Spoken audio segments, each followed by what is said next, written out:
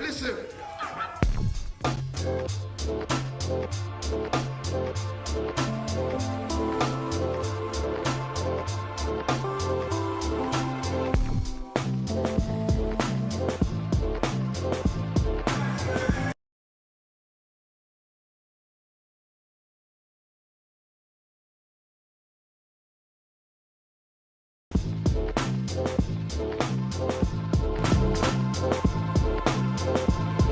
Yes.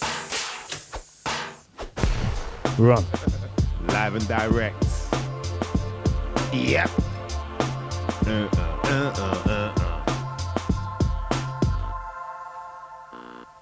Shocking these mother lovers. What's going on, party people? What's going on? Shout out to all my crew in the building already. We are back again. It's Wednesday night, so you know what time it is. It's some time for some shit you might not never know nothing about with your host, MysDiggi, alongside my co-host, Dan DNA. What's going on, bruv? Yeah, good. You good? You had a good week? Yeah. Yeah. Not bad. I've finally got some petrol. You managed to get some petrol? Yeah. Wow. How did you manage that, man? That's some like, bruv, you got petrol. Yo, this is some like Mad Max shit going on right now. You know, and you're like, yo, I got petrol, but I got to save some. I need to go to Tesco's on. I've got canisters of diesel stored up somewhere. Oh, for real? So yeah, I'm all good. You're not playing around, man. No. I panic bought as soon as I noticed everyone was panic buying. I'm like, yeah, it's like me too. Yeah. Careful. Hashtag. Yeah, the hashtag me too. Yeah, the panic buying got crazy, boy. It got crazy, man. Shout out to the crew in the building. Let's big up all the crew in the building. Shout out to Black Einstein with his evening, all right? You know what I mean? At the bar. Dan was saying he's already at the bar as you walk in, boy. That's hilarious. He's like, evening, all. Sometimes he's a little bit late with the evening all, but this time this one was you like, walk through the he's door there. and he's there. Like, You can see him crouching over the bar, just looking at the door anytime he sees some movement. Waiting to see he's coming in. So here comes D, here comes Reagantology. What's going on, my bruv? I'm looking forward to tomorrow, man. We're going to have a little road trip to Bristol. Shout out, he says, a pint of Guinness, please. Oi, oi. Yes, peace to Reagantology in the building. Peter Lewis Kisser, we just came up with your nickname, PLK. Well, Dan, I got to give it to Dan. Dan come up with PLK. Wow. I was like, right, that's it.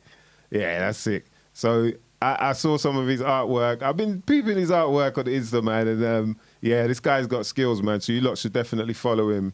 His name is, right, let me get it right. I don't want to mess it up for him, man. Yeah, you're not gonna dox him or anything. Nah, you got to get it right when you're hailing out somebody's. You know what I mean? You got to be like, yo, okay, let me get it right, because if I don't, you know what I mean? I'm a fuck up, basically. And look, players fuck up, man. Gangsters fuck up. Like, we all fuck up every now and again.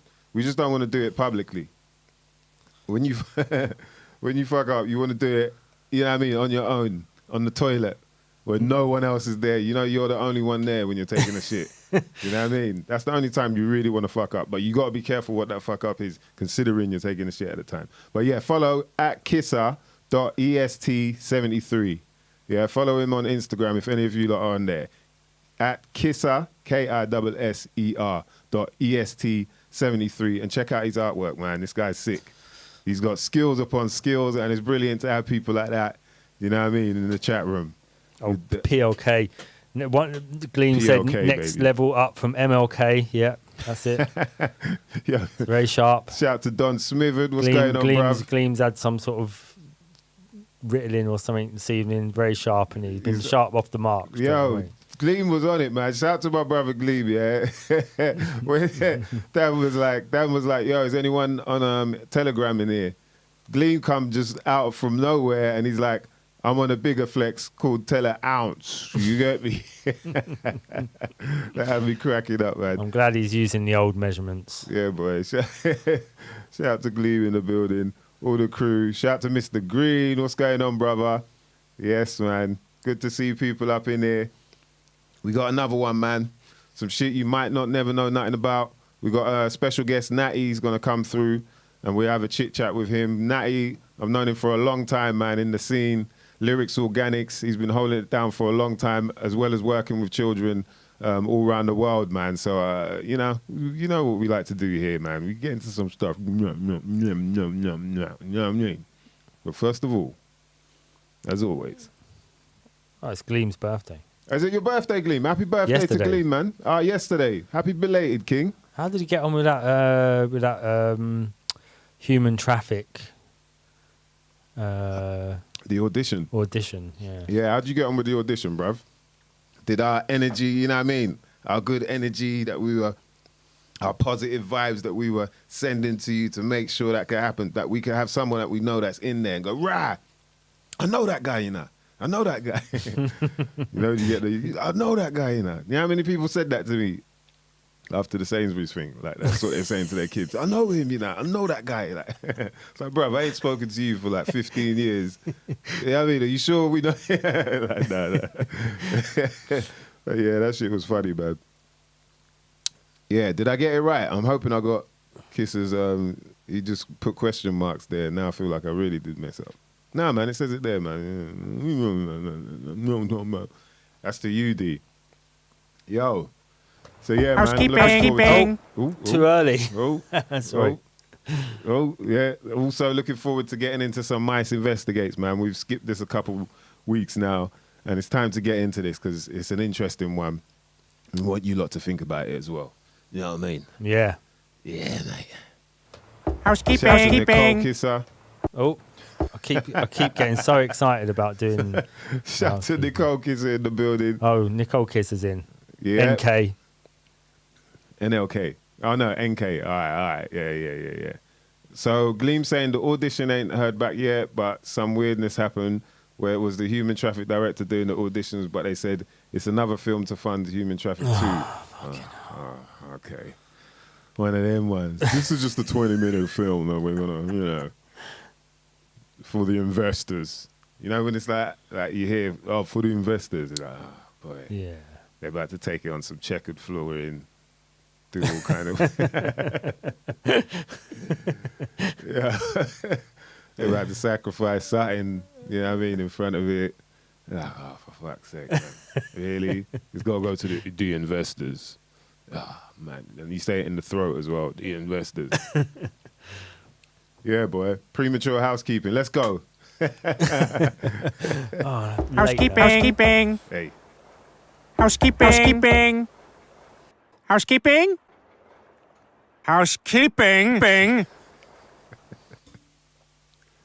Yeah, that would forever kill me, man. Oh, man.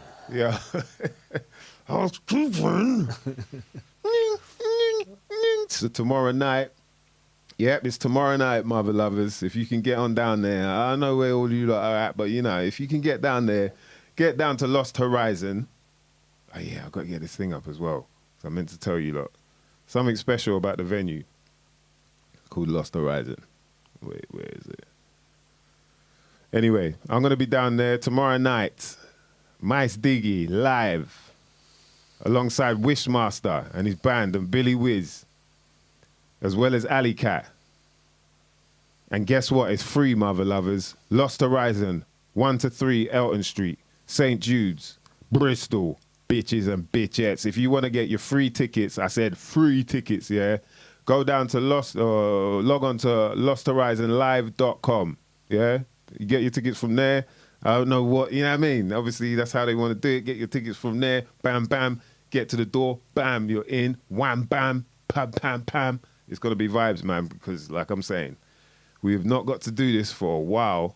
I was just chatting to Dee about how it's almost like the rest was a good thing because it's like you come back, everyone's coming back sharp. Yeah. You know what I mean? When we're spitting now, it's like, yo, I'm ready. Like everything's being said the way I want to say it on every beat. You know what I mean? So I think it's important for people to come out, especially at these times where we're getting to, let's say we're getting to re-pop our cherry, huh? Yeah, you're opening the hole up again. Yeah, man, in some form of way. Boring the hole out again. So Lost Horizon is it's basically a brand new event space, yeah, launched by the team behind Glastonbury's Shangri-La. Yeah, and what they do is also live stream the event. You know what I mean? That's pretty so pretty people, modern. You lot can get onto Twitch I think it might be streaming on each of our Twitches as well, possibly. So, yeah, tomorrow night you get a little live performance. If you're lucky, you cheeky mother lovers. Yeah, shout to Billy Wiz, man. He's a wicked dude, man. You're not lying, Don Smithard. And shout to DJ Pork Scratchings in the building.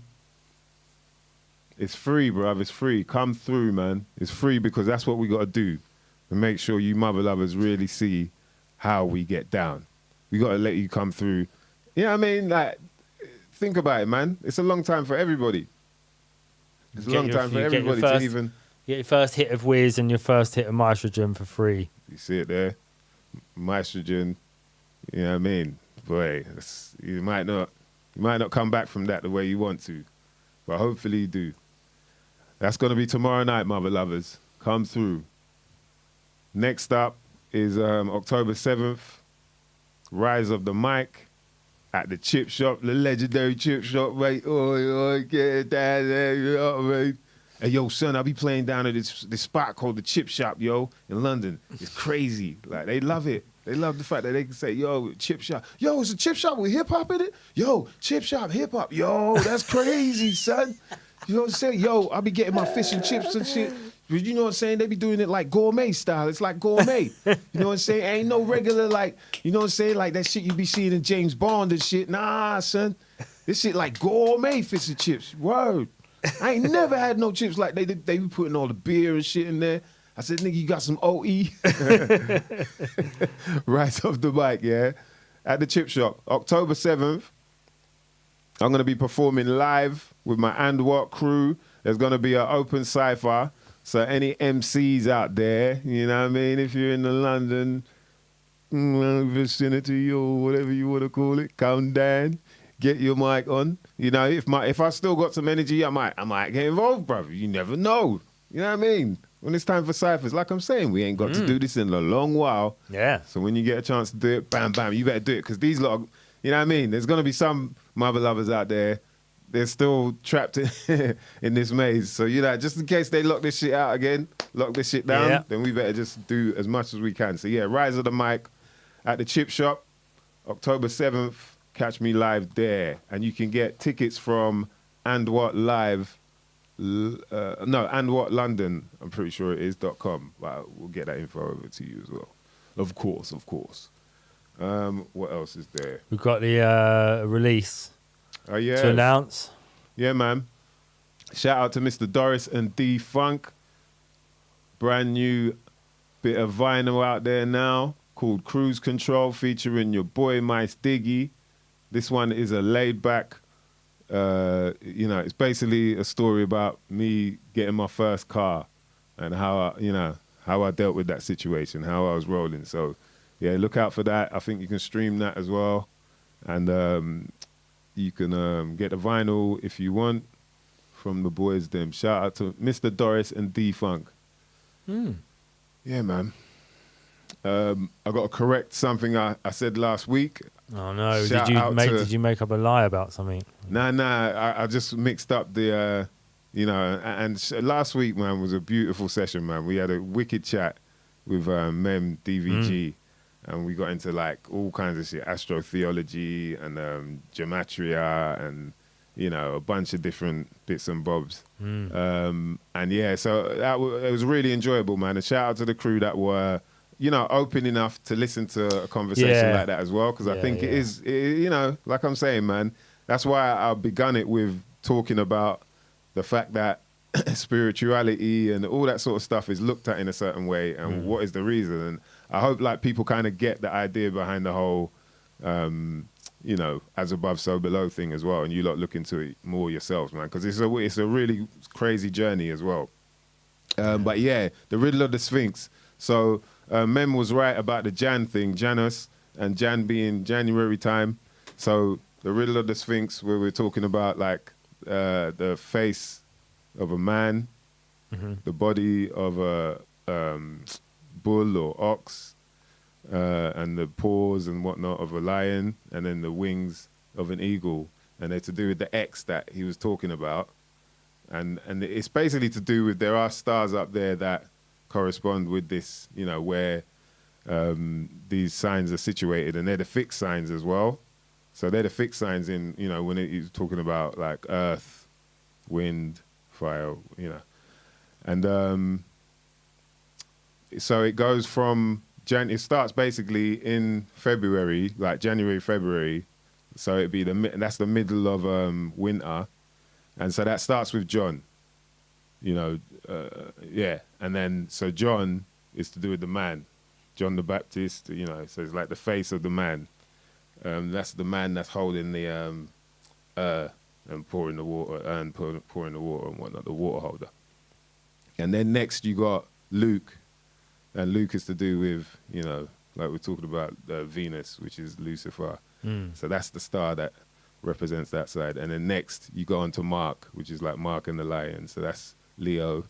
So you go from Taurus, Aquarius, Taurus, then Leo, and then you finish off at Scorpio. And Scorpio is to do with the eagle, and it's to do with the higher self. Like if you know, go back and listen to the last show, and Mem breaks that down about the higher self in terms of, and so that's why you get the eagle's wings. But yeah, that's the riddle of the Sphinx, and yeah, man, it was just amazing chatting to him about all of that, because for me, it's like, oh, right, oh, okay. All right, so what else? Oh, yeah, and shout out to Bad Bones as well. He's dropped his Lead by Example LP, which is out at the moment, and I feature on a track on there, what's it called? The Black Hole Cypher, with a bunch of different MCs on there. So, yeah, look out for that as well. But, yeah, that's the housekeeping done. Let's get into this, bitch, mother lovers. What time is it there? Okay. So, yeah. It's about when we said. Yeah, man. Let's get brother. Yeah, the artwork's crazy, innit? Shout out to Pork Scratchings, for real, man. They killed it on that. And there's a mad little video out there as well that they did for the cruise control, so you can go catch that. They did a little edit where they kind of, you know, everything I was saying, they had some form of visual for it, which was interesting as well. Yeah, old school sort of, you know. But yeah, it's a laid back driving a brand new old ass car around. It's brand new to, you know, your first car. Do you remember your first car? Morris Marina Coupe, yeah. Morris Marina Coupe. It kind of sounds... Burgundy. Burgundy, yeah? Burgundy, yeah, Morris Marina Kind of sounds Coupe. snazzy. Like, when you say coupe, it's like, okay. Had the same door handles as a Range Rover. So was it, like, being coupe, was it small? No, it just had 2 doors instead of 4. I was going to say, like, right, there must have been some big-ass handles, some little-ass doors, boy. Imagine, like, Range Rover, you know what I mean? Or even Hummer, like, door handles on, like, a smart car. On the smart car. Yo, smart car, bruv. Them shits. That ain't safe, man. No. The smart cars, you just feel like, yo, if something... It just feels like you could just topple over, you know what I mean? Yeah. Just, bam, like, Yeah. Peter Lewis Kisser, first car, Fiat 126. That's a lovely little car, though. Wow. Yeah, Fiat tiny 126. little things. Yeah, tiny little car. Mine was a Mini Metro. Was it? Yeah, Mini Metro, man. Yeah, they Brown were all one. right, yeah. What, brown or like coppery brown? Was it a silvery one or just actually Nah, brown? it was brown. Just brown, yeah, It's yeah. actually brown. It was probably, it was doo-doo colour, like, straight up. Yeah, it was a doo-doo coloured Mini Metro. And at that 1 time... litre, 1.2? Yeah, it was like 1 point... Yeah, I think it was 1.2. And it was just like, wow, that shit... Because for me, like, I done a whole bunch of lessons, and then my teacher, he left. Like, he lived in my block of flats. And then he left to go on holiday. But it was like something going on with his family. So he's away. He ended up away for about 6 months. But in that time, I was like, fuck it, man. Let me, you know, I got provisional anyway. So, like, there's someone with me, you know, all that shit. And I just got one. So it was like, I was shook for a while. I think because I was blazing at the same time. So I was like, yeah, okay, I better not blaze whilst I'm doing this. Because, you know, when your shit's shaking, like, I was like, yo, I better not do this, yeah. And then I started to get better, driving around and whatnot. But when he came back, he was like, yo, we got to fix up a bunch of shit now because you got used to, like, what's all this leaning and Right, you're in yeah. the fucking Mini Metro, man. Doo-doo coloured at that and you're trying to lean on. How much? I think it was like 300 or something like that. I think it was 300. Yeah, man. Yo, Them Yeah, that's days. what mine was, 300. Yeah, because you don't want to go too crazy. You're like brand new, fresh out. Yo, fresh Yeah. out, bro. And then someone crashed into me after about 2 months, and I got like a $2,000 payout. That's not bad. That's From alright. 300. Yeah, What? from like whiplash or something like that. Yeah, I but was when gonna you're say. like 17, you just spunk that You stuff. can handle Two that. grand's gone like in like 3 months. Bought a video camera, bought a guitar amplifier, Yeah, just gone. that's good, boy. Yeah. Should have put it down on a house. That first crash, Well, I can man. tell my 10-year-old anyway. Yeah. We'll get into that, boy. Yo, that first crash, boy. Yeah. What? You got the Fiat 126 for 190. Yeah, Wow. not bad. Not bad, man. We're hating. We're hating, bruv. Yo, what's going on, Spud Gun? Austin Allegro. Yeah. What? Wow. That was a Austin awesome Allegro. car. Yeah. I think I remember that, man. People used to do them up. Really, they used to be quite a good car, actually. Yeah. Was it Italian? Austin Allegro. No, it's like they were like the sort of car that you would see an old man driving with a flat cap and a glove on, and his wife was in the back. They were like old people's cars. Mm. They had a sort of rounded back on them. From yeah. like Rounded back is 70s, straight out. That's 70s old into people the car. 80s, and yeah, they sort of disappeared a bit towards the end of the 80s, but they was getting rare by then. Mm. Yeah. Oh no, that's not him. Yeah. So, Lewis all Kisser right. was So, early 80s. Oh, 190 quid in the early 80s was a lot still yeah, for a man. car. Yeah.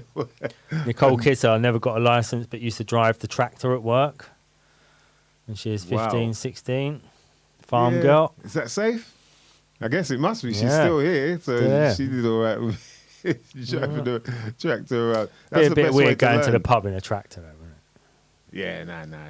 That's kind of like showing off a bit. People be like, right, you want me to look at you. You want me to ask you about that. You know what I mean? You can't be rolling up to, just go with a spoon, just park it up. Excuse me, mate, are you staying there?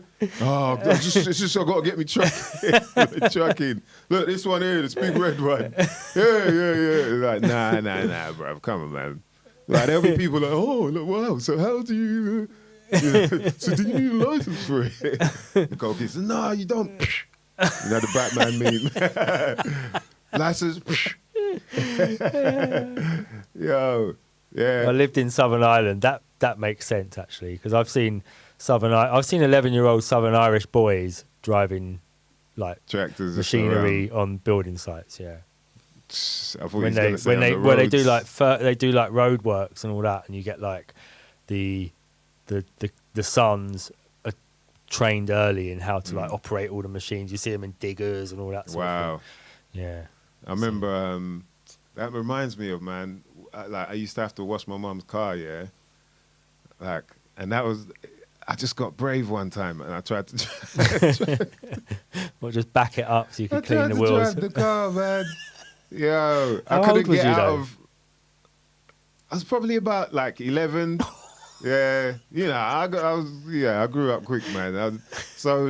And I remember just thinking like, wow, what are you doing? I couldn't even get out of first gear. I didn't know. I just knew that you do that, and then I was trying to get. Oh man, and I was shook. I went round the corner, and then it stalled, and I was like, yo, I'm gonna get back. I'm meant to be washing the car. It's time the bucket and the You sponge managed is to just actually there. get off the I drive managed though. to get yeah, back. yeah, Ooh, that was scary, man. Yeah, flashbacks. Them scary moments, man. Yo, Nicole Kisser just said she stacked a Land Rover. oof. Land Rover as well, boy. Don't let her You near probably your is. Fiat. Don't let her near the Fiat 126, Peter. Yo, she will fuck that shit up, boy. Yeah. Right, shall we? Let's hit up our bro. Yeah, Ladies and gents, just give him a call. we're going to get on the Skizite machine and call up one of our brothers. Lyrics Organics, you know what I mean? Always bring back good memories hearing that name. Shout out to our brother Natty. What's going on, bro? How are you, bro? You're good, man. In the How's building. things? Yep, all good, man. All good. We're here live and direct, man. Yes, Live ladies and and direct. gents, give him some love. Let's see some emojis, some fire, some love. You know what I mean? For my brother Natty. What's going on, bro? Good to Yeah, see I'm you, all good, man. man. I'm all good. You- Hiding out in London town. Yeah. We won't give your location, you know what I mean? You got to keep that quiet. You know what kind of trouble goes around there. Wicked, bro. Good to Too see you, funny. bruv, man. Yeah, so I wanted to catch up with you, man, because, boy, it's been a minute. I've known you for a long time. It's been a long time, man. It's Yeah. been a long time. For the people, obviously, you don't know, just break down, you know what I mean?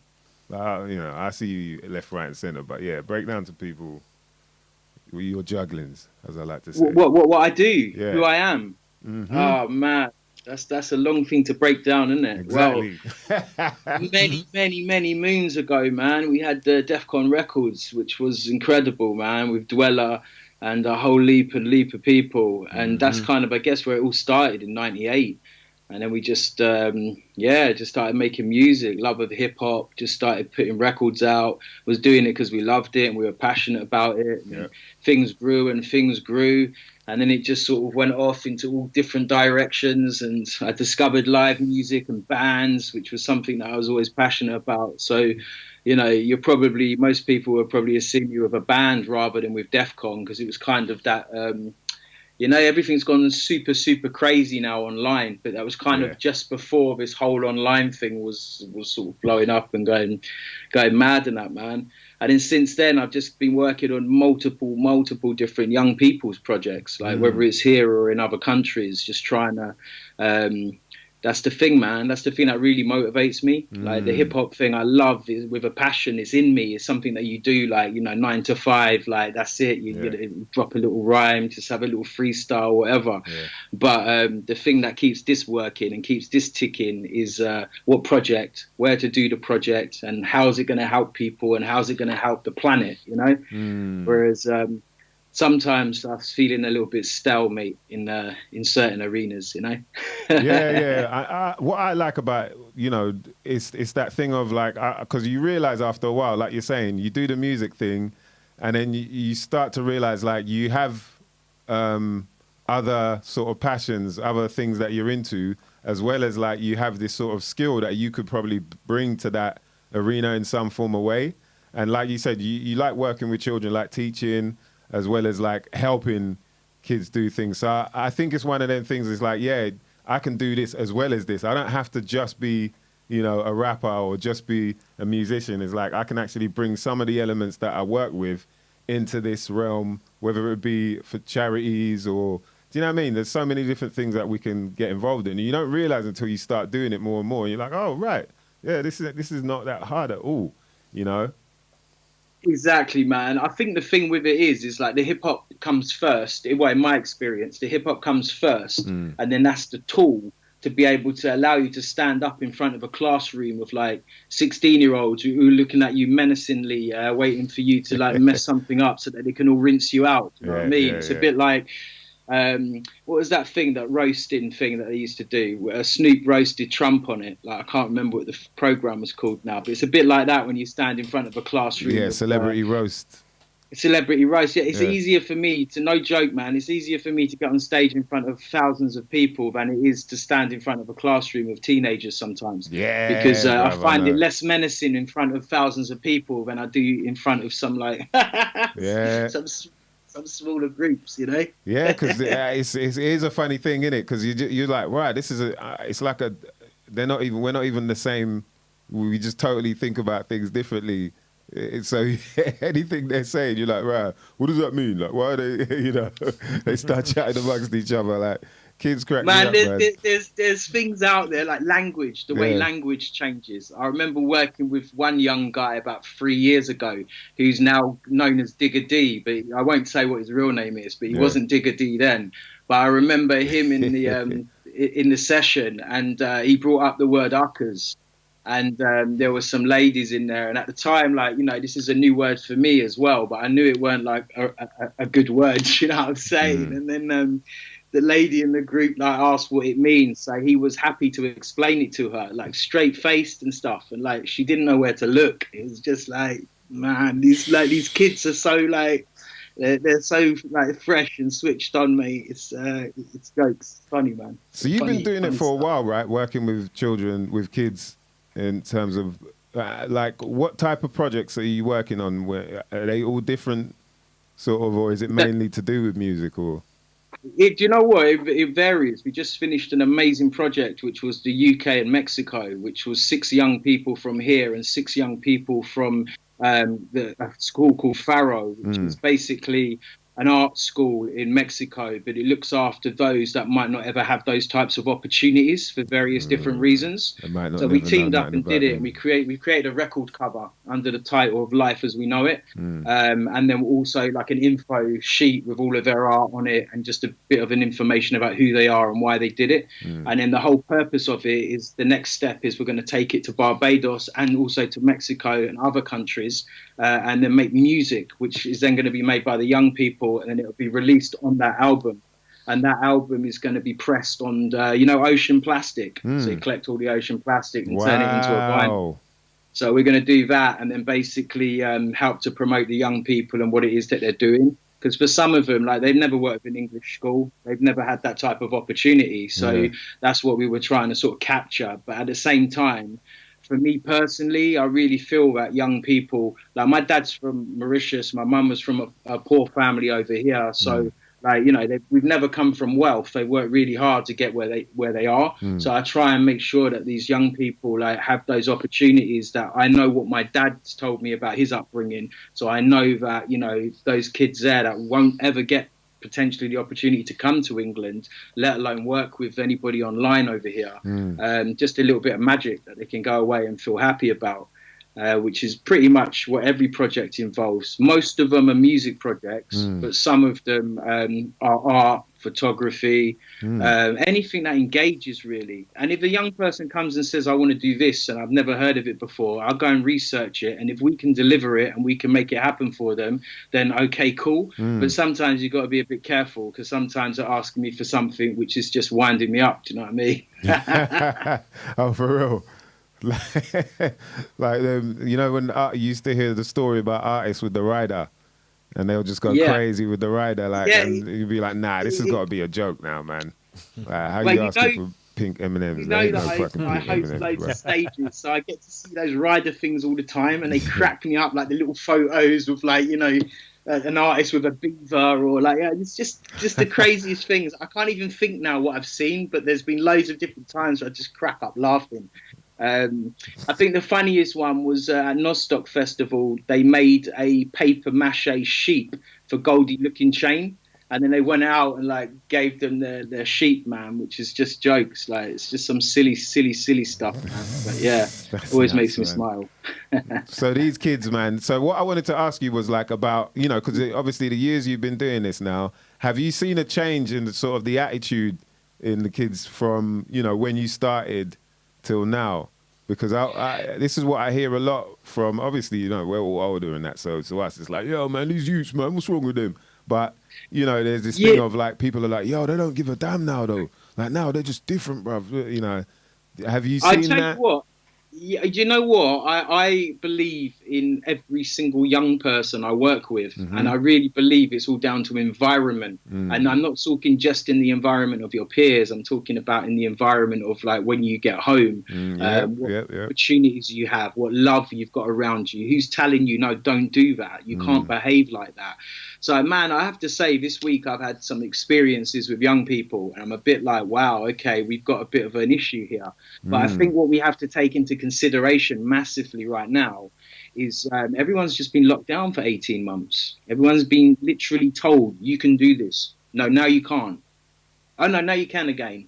Oh, no, now you can't. And it's been done so much that it's confused so many people that, even adults are behaving a bit funny at the moment. So young people are just like, give me my life back. For us, we can be a bit patient. We can find other things to do. We can write something. We can read a book. We can just chill out. We're at that age now.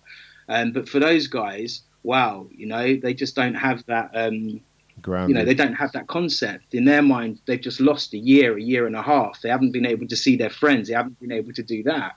But I do know of quite a few young people I work with who have really enjoyed lockdown, because they're gamers and all they do is stay on their game all day long, connected to their thing, talking to their friends. So for them, it's just like, whatever. I think the problem we've got is they made a massive assault on all the youth centres about 10, 12 years ago. And they closed down so many youth centres, but not just youth I'm centres, so glad you said that, grassroots. man.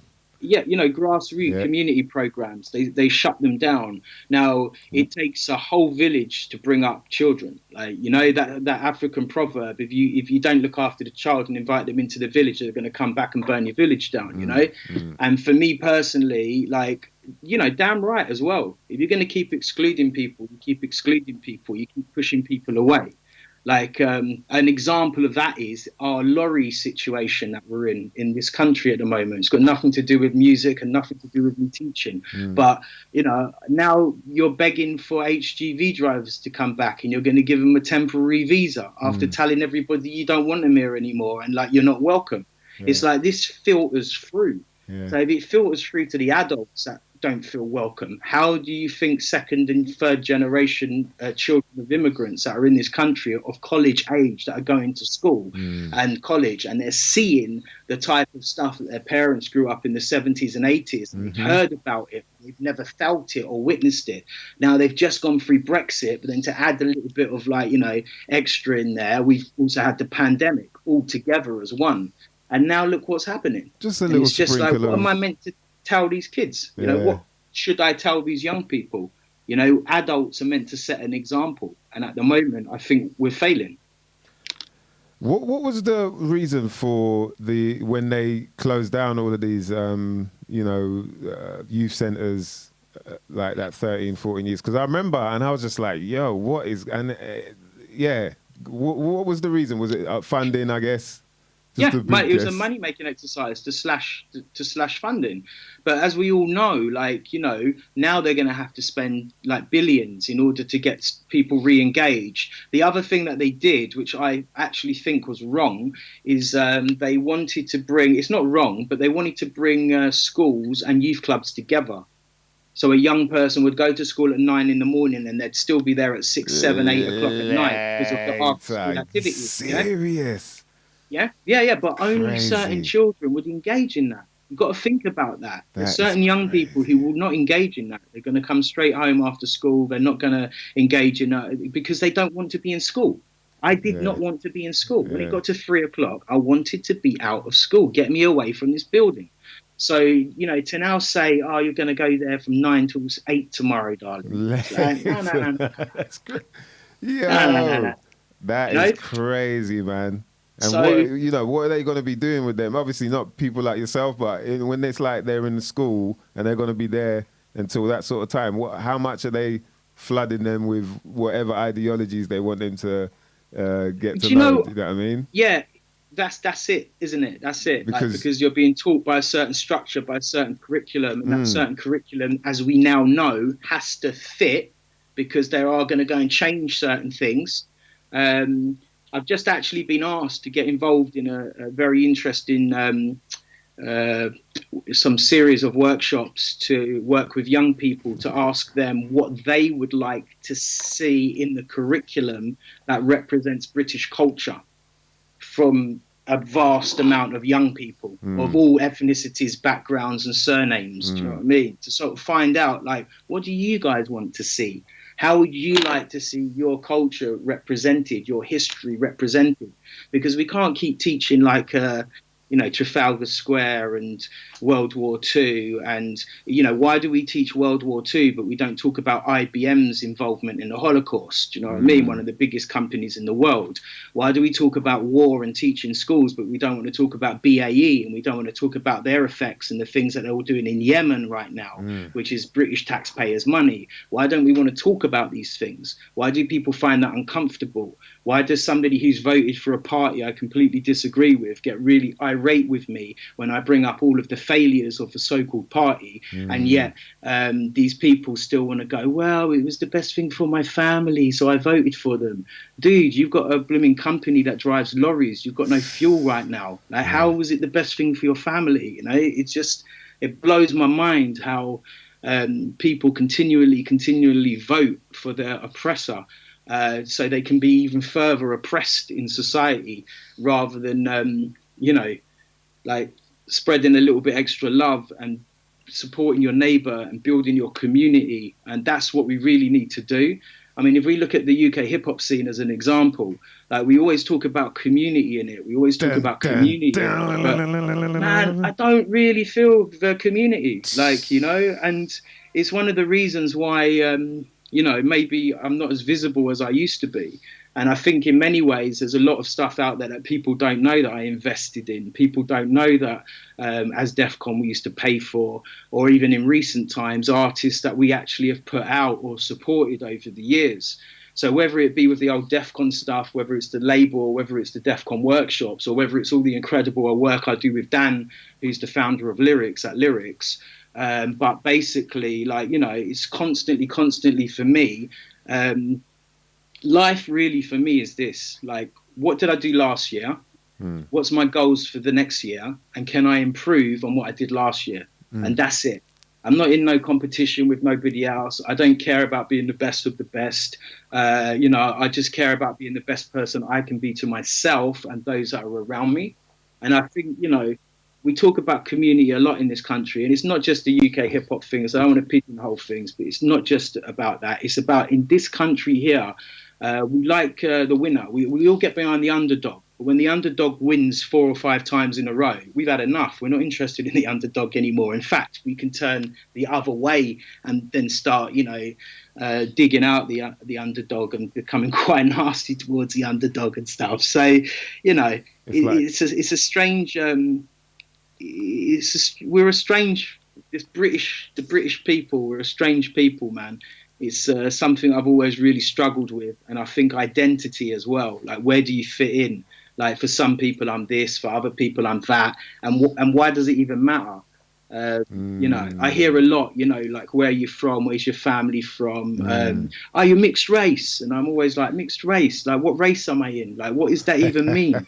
Like, you know, if I'm human race and you're human race, how am I mixed? Like, where's the mixing coming from? Do you realize this is like saying the term half caste or anywhere along those lines? It's like, it's just a new term that's been twisted, but it's still divisionary because it's making me different from you or you different from me, which is just crazy. Like, you know, mixed cultured maybe, mixed heritage maybe, but mixed race. Now, you can keep that one, mate, and you can run with it.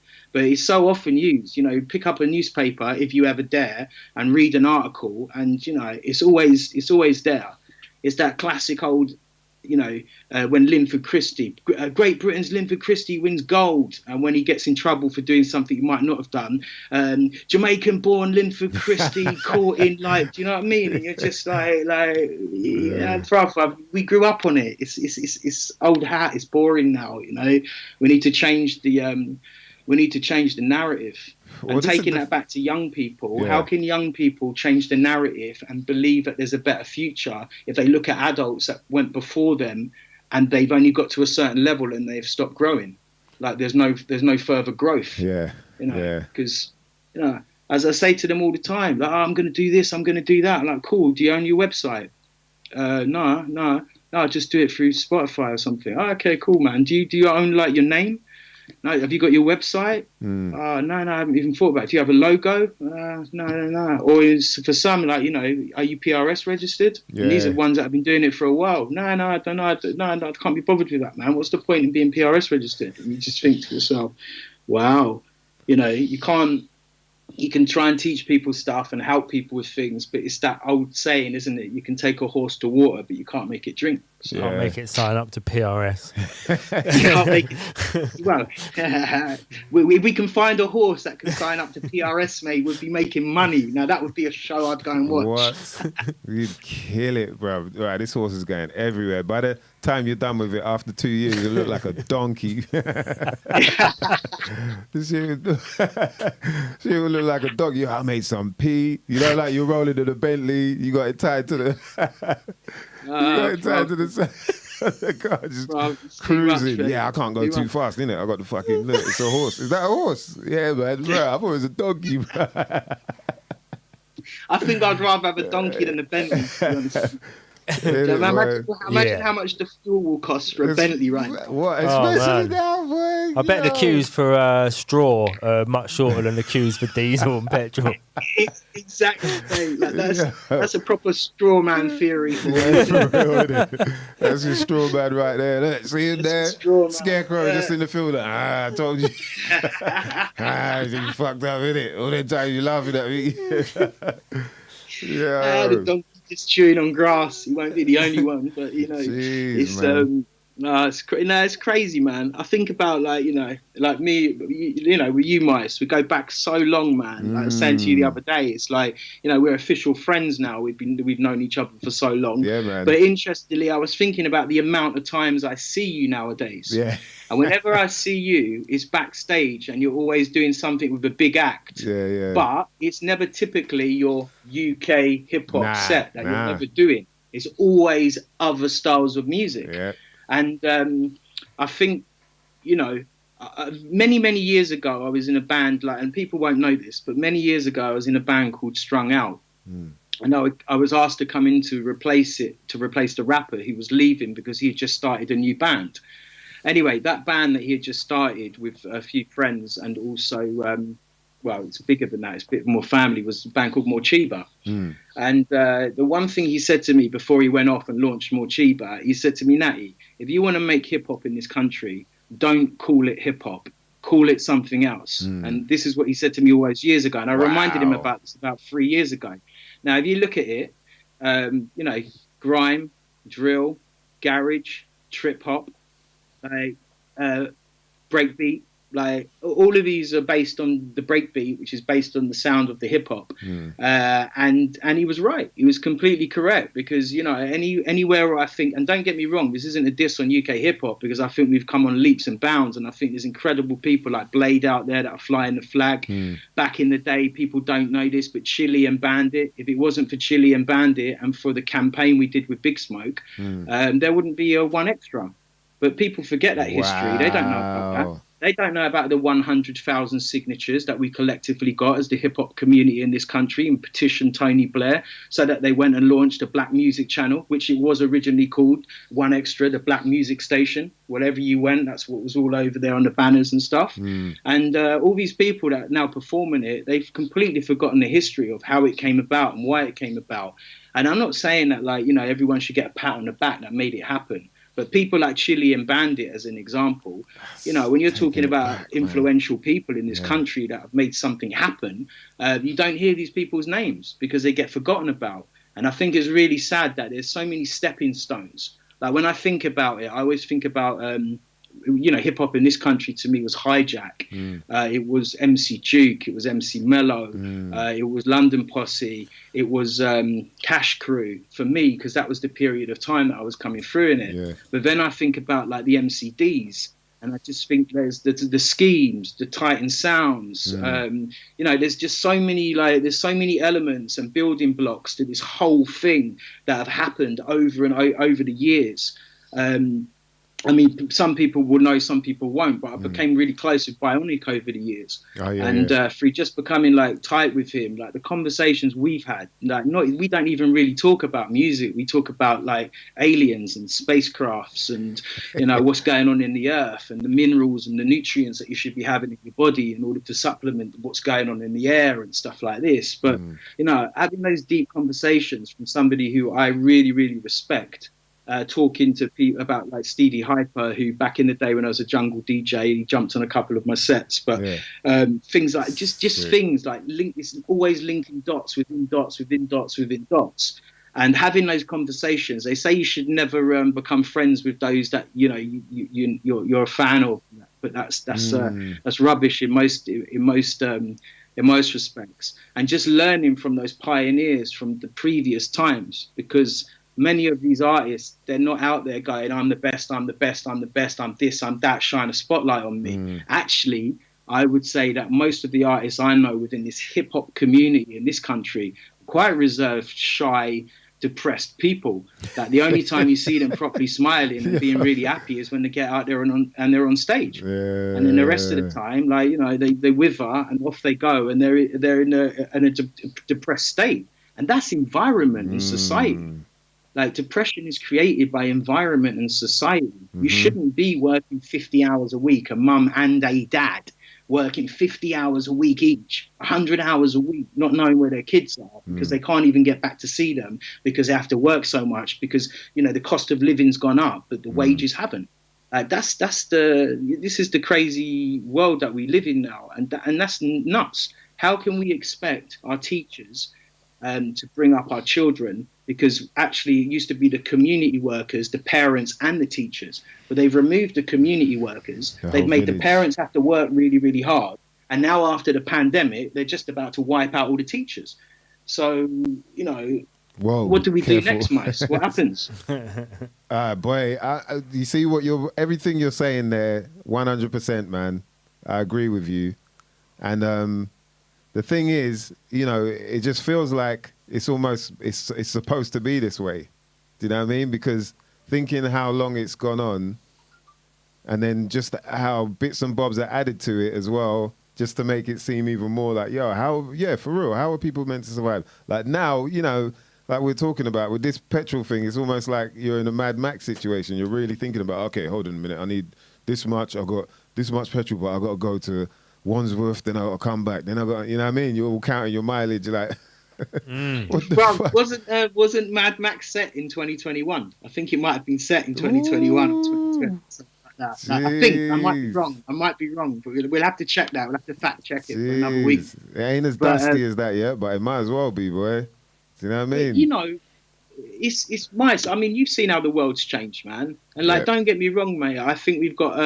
I think the scene, if we want to break things down into scenes, the hip hop scene in this country is really super, super healthy.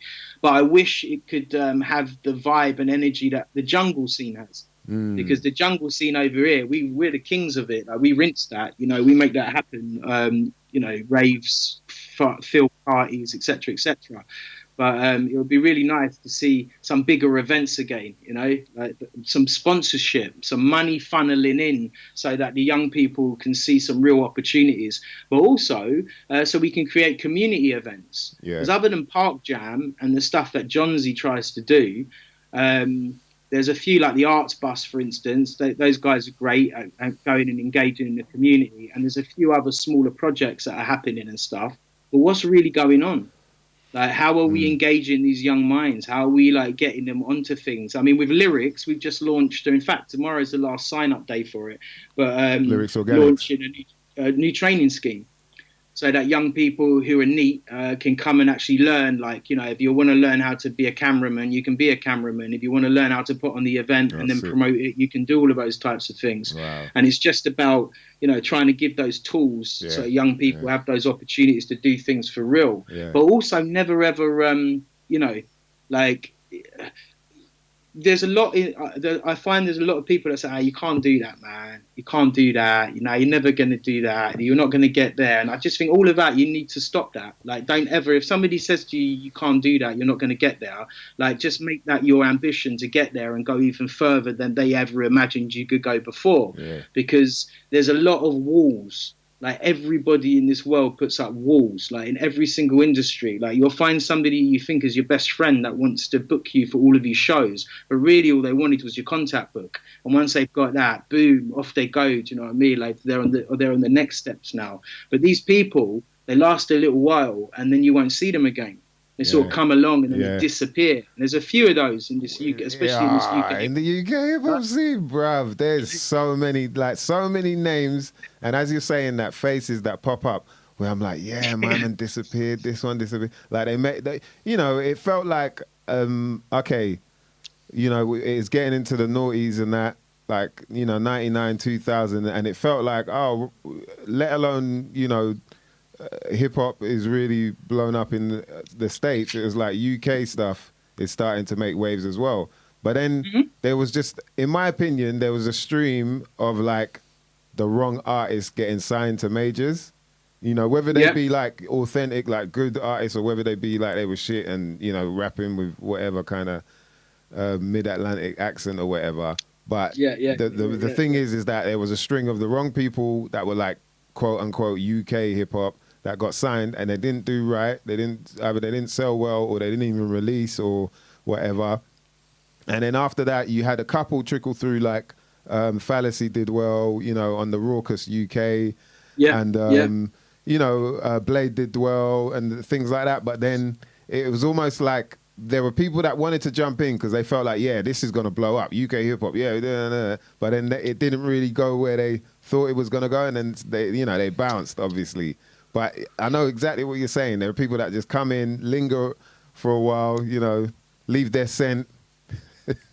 So you see them every week here, there, and everywhere, and then bam! Once the scene started to, drift, it's like they disappeared. But you see, the problem with it is, right? Is it's the investment. Yeah. So I'm an investor, Mike. Yeah. So I'm an investor. So like, when I come to your event, like, why am I going to invest in you? Like, what are the attributes that I'm going to make me invest in you? Yeah. Now, actually, I mean, I'm talking hypothetically. I've seen your show. So if I had 30,000 that I wanted to stick on an artist because I want to go and help develop an artist, then boom, there you go. I've seen the show. I love the show. So I'm going to get behind that. But then when it comes to the actual next stage of sitting down, having discussions about what you want, it kind of gets lost. I mean, I'm not going to mention names, but there's so many artists in this country that have been that close to massive, massive, huge deals. And then those deals are flopped because the attribute of being professional isn't actually embedded in that artist. And I'm not saying, like, the key thing, Simon Harris told me this 20 years ago, but the key thing is, it's not always, this is exact words, Natty, it's not always the greatest of talents that will make it in this industry. It's the one who can turn up on time, the one that can be professional, and the one that knows how to hold a business conversation. If you know how to do those three things, then you're going to make it in any industry. Yeah. And it's like I say to people all the time, the same process you're going to use to open up a fish and chip shop is exactly the same process that you need to apply for your record label, for releasing your music. You need every component in place. You need to find out what the tools are that you need and what's happening, what's current, in order for you to push yourself out there. Now, I can talk this talk with people because, I'm like a semi-pro, if you like. I dip into music now as my freedom. I mean, for all of us, you ask anyone why they started writing, it's a place of salvation. Yeah. It's a place that just got stress off your head. Like, the minute I started getting in the hip-hop connection regularly with like Eminem and Dre and Dilated Peoples and things like this, the minute you see your name there and you're getting like even 3 out of 5 and sometimes 4 out of 5 for your releases, as the 14-year-old kid who used to buy Hip Hop Connection, like, boom, man, this is it. This is, you're there. This is, you've got there. Yeah. And then you learn all the processes of what happens, the distribution deals that you need to get, like basically the money, the hold up of the money, the money coming back from the sales. Does it come in quick enough to then be able to press up the next load of records? Do you have the cash flow that you need? All of these things we learned as DEF CON. Oh yeah, we need to get merch. Okay, brilliant. Let's get 100 t-shirts, 100 hoodies, and and then all of a sudden the t-shirts and the hoodies take ages to sell because you think they're going to sell in one weekend, and actually it takes 6 months, Yeah. And then you've got even worse things where people promise you they're going to pay you for this gig, then they don't. When you learn about contracts, then somebody mentions to you PRS, and you're like, PRS? What's PRS? Then you get into all of that, and then it's your choice whether you want to be professional and follow up on that stuff, or whether you want to brush it to the side and go, I don't care about PRS, mate. I don't need PRS. I've got money coming off my UK hip hop Spotify. Woo! Do you know what I mean? And it's just like all of the little elements. And with DEF CON, people always ask, like, there was 2 things that happened with DEF CON why it stopped. One of them was when all the record shops closed. Not only did we lose all of our stock, but we lost all of our money. Because not only did the record shops didn't have the money, they gone bust, so they couldn't pay us any money. But they also had all of our stock, so we couldn't get the stock back and then resell the stock anywhere else because all the record shops are closed down. So then we had to have a long, good, hard look at ourselves because basically, we weren't super rich off of DEF CON. We were recycling all the money. And at the time, we had Manage, we had Blood One, we had Dark Circle, we had loads of other stuff that was on the roster. It wasn't just me and Dweller. So that whole thing was a mad one. And then shortly after that, the other Natty came along who does reggae. And he still doesn't know the full story behind this, but he was on a major label. The major label took over all of my sites. They literally erased me in a week, mate. Like, erased me. Go and find any old stuff of mine. go and look at any old stuff of mine anywhere Natty and online Dweller. that you might be able to find more Natty stuff, yeah, after the Natty and Dweller stuff. But you'll never find my biography with my work. You'll find his biography. Wow. And the reason I know all of this happened is because my management met his management. But more importantly, in one night, loads of my videos went up by 1,000 or a few thousand views. And I found out that it was at the time when the record labels were blanket buying views. So everyone's views went up overnight. And the reason why I found out what was happening is because I reposted a video. And in one night, it got like 25,000 views or something. And I woke up the next day thinking that's not right, because basically it's an old video. I've just reposted it. There's no way it would have got those views in one night. And sure enough, I noticed that his views had gone up on absolutely frigging everything. And then shortly after that, I started getting snidey comments left on my Natty sites about being rubbish, and you're probably not here for Natty, you're probably here for the other Natty, and really like proper dark stuff, man. And after we had already lost all the money from Defcon and the stock, I was like, why am I doing this, mate? Yeah, I love Jesus. helping other people. It's not like I desperately need this. So that's where Natty Speaks came from, because I couldn't keep Natty any longer because my name had been completely erased. So then I thought, well, what can I do? So I thought, well, if I put Speaks after Natty, it doesn't matter what other Natty speaks to anybody. Natty Speaks will always come up in the search engine. Yeah. So that's how Natty Speaks come about. So now I get back up in the search engine. And the joke about it is that Natty album I put out, which was on Spotify, is probably still to this day my most played and listened to thing. And it's probably because of all of the marketing and money that the other Natty had spent on him from their record label, which is now benefiting me all these years later. That's crazy, man. You know, wow. I did wonder, because I was obviously having a little look around before the show for a bio and all that sort of stuff, and yeah, you're right. That's all that comes up is other Natty. And there's nothing linked. There's nothing linked to your stuff at all. No. Yeah, it's all gone other than on Spotify, and it's a madness. But the thing for it is, I can't fight a major label. I can't fight a major label, mate. I mean, this is one example of it. I mean, we've had 2 run-ins with Elton John's people, like as lyrics. So I can't go into details and stuff, but like, you know, it's like these people on the surface, they pretend, we're for the community, we're for music, we're for that. But then as soon as they get the opportunity to shut down the little man, they send in their big teams and like, no, you can't do that, you can't do this, you can't do that. And, you know, we don't talk about it. Nobody really talks about what goes on in this industry. We've got superstars. I don't even know KG, like Carl Gordon. He's from Outlaw Posse, another group that I grew up on listening to. But, I mean, that guy has done huge things, you know, huge accolades in music and stuff like this. But we forget that. Like, we're always, like, our mind is selective in who we want to remember. There's so many pioneers out there that have actually paved the way. And then every so often, one of those old pioneers will pop up again, like Blade has recently with everything that he's doing. And you just think to yourself, well, you know, there's opportunities out there for everybody. Nobody needs to be jealous of somebody else. Nobody needs to go and tread on somebody else's business. Nobody needs to start getting all like, you know, not aggressive, but bitchy, you know, all of this type of stuff. And I've heard it. I've been at shows where I've been the host, and then I've said, that act's going on before the main artist. I knew that was going to happen. I can't believe it, man. Do you know what I mean? I always get on there before us. What the fuck was going on? And the amount of times I hear that shit, and I'm just like, wow. And it's got to the point on 2 different occasions where I was like, do you know what? Do you want to introduce the artist? Oh, can I? Yeah, bro. Introduce the artist. If you love the artist that much that you're going to cry because these guys are playing before them, you introduce the artist. Wow. Oh, thanks, man. And on both occasions, they did go out there and introduce the artist. And they probably know who I'm talking about when they see this, because they'll know it's them. But it's like, guys, what are we in the playground still? Like, yes. The answer is yes. That is scary, what it's like man. sometimes. Yeah. It's scary, man. Playground. And It is a scary did you watch any of the stuff, the interview we done with Blade? Do you know what? I'm going to be really honest with you guys. I have a whole list of stuff I've got to catch up Yeah, on, no. and I'm hoping from Friday I can sit down and catch up on so many things I need to go and watch and stuff. No, man. it's just we sort of got on this same subject with Blade, really. That Okay. people need to sort of find the space they want to fit into, and then just focus on that space.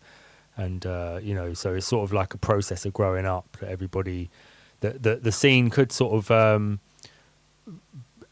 it could be like more cohesive if everybody sort of took a place in it, rather than trying to cover too many bases or trying to, you know, be everything or be everyone.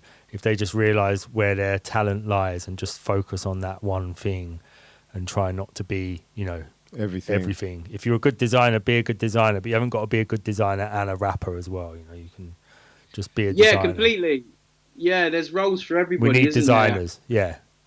We definitely need designers. Everyone needs a designer. There's that as well. You even just talking about that, like with a label. So you need somebody to do the artwork if you're not good at art. You need then somebody to make sure it's all positioned in the right place. And you need your ISRC codes now. But back in the day, you needed your barcodes pressed on everything. And there's all these tiny little elements. I mean, with Blade was the first person that I really looked up to and respected in the terms of I've never seen anyone do what he did, which was just selling records out the back of his car or absolutely anywhere he could do, turning up at every event I was ever at with the biggest smile on his face, bringing that high octane energy that he brought every time that he stepped on stage. And at one point, he had one of my favourite artists who we got to work with Deficits, RIP, who basically came to the studio, the DEFCON studios and that, which I would never have met if it wasn't for Blade in the first place.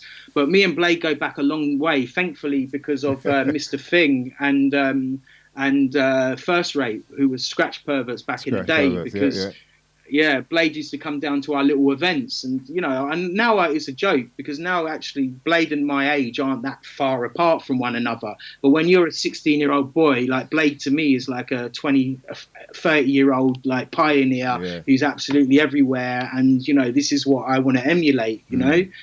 But he's another great guy, man. I remember being at a wedding once and he phoned me and I was on the phone to him for 2 hours. It's like, dude, I've got to go, man. I'm at a wedding. I shouldn't even be on the phone to you. But it's just one of those things. Like sometimes there's people you want to speech.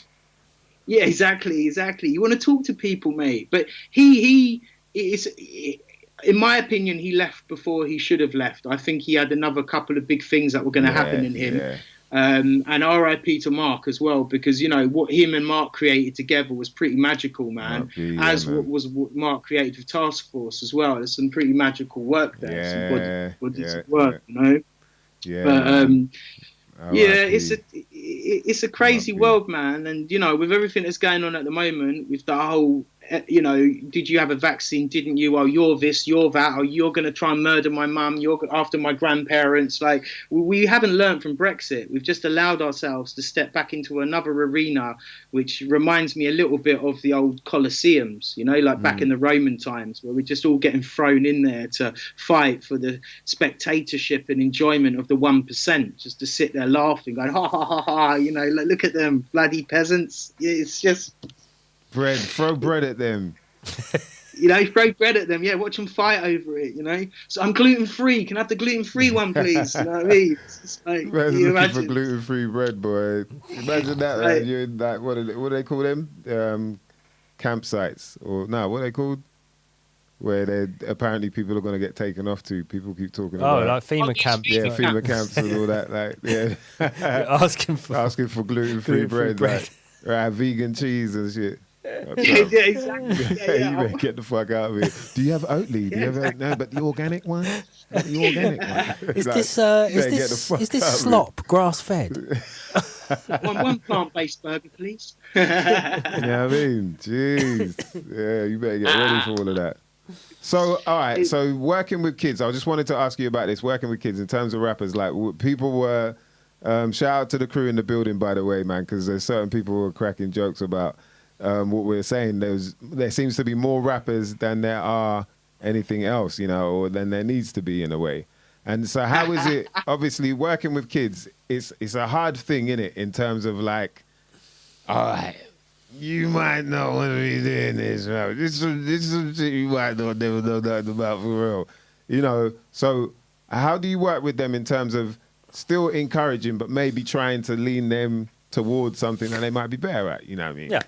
Yeah. Oh, bruv, as I've got older and greyer, I'm more blatant and blunt now, man. But I'm going to be really honest with you, mate. There's some rappers out there right this second making big, massive money who, when I first met them, I would have to count in order, like 1, 2, 3, and drop, and 1, 2, and then I'd have to clap like this in order to get them to help them with their timing and stuff like this. And they're making money now. So at the end of the day, I think anyone can improve. And if you're that passionate about it, it's like, you know, like, man, Mize, your wordplay gets better and better and better and better and better and funnier and funnier and funnier the older you get, man. Do you know what I'm saying? So it's kind of like, I think if I try not to stem their creativity, but I do think you need to get to a point where you're like, look, you know, like for me, I'm a freestyler, so my thing was always about freestyle MCing and hosting shows and being the MC, like the proper MC that hosts the shows, that is the filler in between everything. That's what I always grew up being, like hosting, like even my TV show when I had it,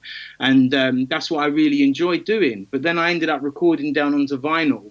And that vinyl had not some success, but quite a lot of success with those early DEF CON years. And it blew us away because we never expected it was going to happen. But, you know, I asked myself the question to me, like sometimes, like, you know, why am I rapping still? Do I want to continue to rap? Like, there's so many MCs out there who I literally love, whose wordplay I'm never, ever going to get near. But, you know, if poetry and spoken word and rapping is my freedom and it's what expresses and gets me out of my dark zones, then the same way I would apply this to myself, I'd apply it to the young person. So I try and encourage them as much as possible to get stuff out there. Because, you know, I'll give you one example. There's on Spotify, there's a track called Jesse something and Natty Speaks, yeah? So Jesse's a 13-year-old kid who I work with at a program. I can't go too much into the details of the program, but he was a genius young person who basically could listen to any hip-hop beat and just emulate it and make it like that. Well, like so he could reproduce it? He couldn't read music or write music, but he could just hear anything, or he could listen to a Drake beat and then he could just literally rebuild that beat, like literally in minutes, like not even hours, in minutes, man. It was so inspiring to watch. He wasn't a particularly great rapper, but what he did, and this is what I love, he asked me to do a verse on his song. So I said, yeah, cool, man, I'll do a verse on your song for you. So I did the verse on his song. The guy went and released it. He's 13 years old. He's released it. It's gone on it's on every single digital channel. Now, no disrespect to Jesse, because he doesn't understand how the process works. But if I'd known he was going to do that, I would at least got it mixed and mastered first and made sure like everything was in place. But some people are like, well, you should tell him you shouldn't do that. That's wrong. You can't do that. And others are like me. I'm like, that's entrepreneurial. That's like, you know what I mean? Like, you went and took something, you blagged me onto your record, and then you actually went and released it. Like, it's kind of genius in a way. Yeah. But he needs to now learn that actually, you know, there's a process and a way that you go about doing things. You know, it would be like me getting you in the studio, Mice, you doing like a little freestyle, never knowing it's going out anywhere, and then me lifting it and putting it on a release and releasing it officially. You know what I mean? And you being like, what? That was just a freestyle, bro. Oh man, I remember hearing. I was driving, was with Jargon. I think it was with Blue as well, Bluefoot, and it might have been even the first night we heard Eminem. The first time we ever heard him, like. It was on Westwood, and I think, and you know, like UK hip hop got the last 10 minutes, obviously, like last 10 minutes of the 2-hour show or whatever. Always the last 10 minutes. It's like bam on the dot. And he played like, I think it was open mic. I think it was something like that, and it was like a remix, but it was like it was off. Like the vocals weren't even on beat. It was like off beat. It was like, what the fuck? And you know, that was the time when I realized, you know, when it was this whole burning CD era, you know, you could just burn a CD of your music and send it in and whatnot. And he obviously was getting sent in stuff. And yeah, I mean, it made me realize, like, right, anyone can do it now. Anyone could just throw out their shit. But this is even crazier, where you could do it and then the next day, bam, it's out. It's not like I've It's got to out. burn a bunch of CDs, then post it over, or put it through the letterbox. Wait for the render. Yeah. That's crazy, man. It's I was thinking the scary other now. day how often we must have spent looking at the rainbow wheel, the wheel that turns around. Like, when we're on our final, when we're 80 and we're on our final breath, it's like, I wonder how Spent many a months year. of our life we spent just staring at that wheel or Yeah, waiting for boy. something That's to what I put a year send the down. file. You might as well put a year down for that wheel, boy. Because there's plenty more It's coming. I mean, I think exactly. that wheel ain't stopped turning yet, boy. It's a crazy thing, man, with the young people, because I feel like you shouldn't discourage anybody. You should give everybody the opportunity, because hopefully through the process they're going to unlock something that they really like. It's a bit like, what's his name, Jamal Edwards. Like, he was a rapper, but he didn't think he was going to be the best rapper, so he decided to set up a platform where he could put the things that he loved on it, and the rest is history. Right. But there's quite a few young people like that I've realized. I think the guy that signed Naughty Boy, I was reading it the other day, I can't remember his name now, it's gone out of my head, but he signed a few artists. But again, he was a rapper, and then he decided one day that he'd be better at being a manager than he would at a rapper, and now he's signed like Emily Sandy and Naughty Boy and loads of other artists. But when you look at that, it's clear that these people are sending out a signal to other young people: guys, you can't all be rappers. That's Not everyone exactly needs to be a rapper, It's and someone said it earlier in the chat. This conversation comes up a lot in UK hip hop, that there's too many people trying to do one thing. Yeah, too many people being the rapper, and too many people being rappers and stuff. But I think there's a lot of good. I think the wordplay of some of these young people, like some of the stuff, has gone absolutely massive now. I mean, in 2007, I launched a project which was traveling across the United Kingdom, and the whole purpose was I was taking music to areas that didn't tend to get a lot of music. Because when you go to London, everyone's, oh yeah, my dad's got a studio, my cousin's got a studio, yeah, I've got that at home, man. Do you know what I mean? But when you go to, at the time, to villages and seaside towns, many of them didn't have access to studios. So it was the first time they were able to record. Well, this was 2007, and Joe Byrne, who is doing really well at the moment, he's now in his 30s or coming up for 30. He was one of the rappers, and he was in Devon. So I found him in Devon. That's Joe Byrne. So he's doing loads of stuff with skits at the moment, and a few people. Oh, yeah. In exactly the same year, I found a young girl called Aria, and I didn't find her. She's part of a project down there. But that young girl is now Green Tea Peng.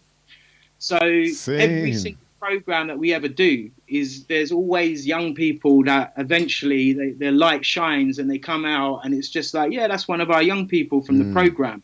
And I've not just got singers and songwriters and musicians that are now in their 30s that I started working with 20 years ago. I've got professional boxers. Like one of my students is on the Eubank fight on October the 3rd. He's on the undercard, Mikael Lowell.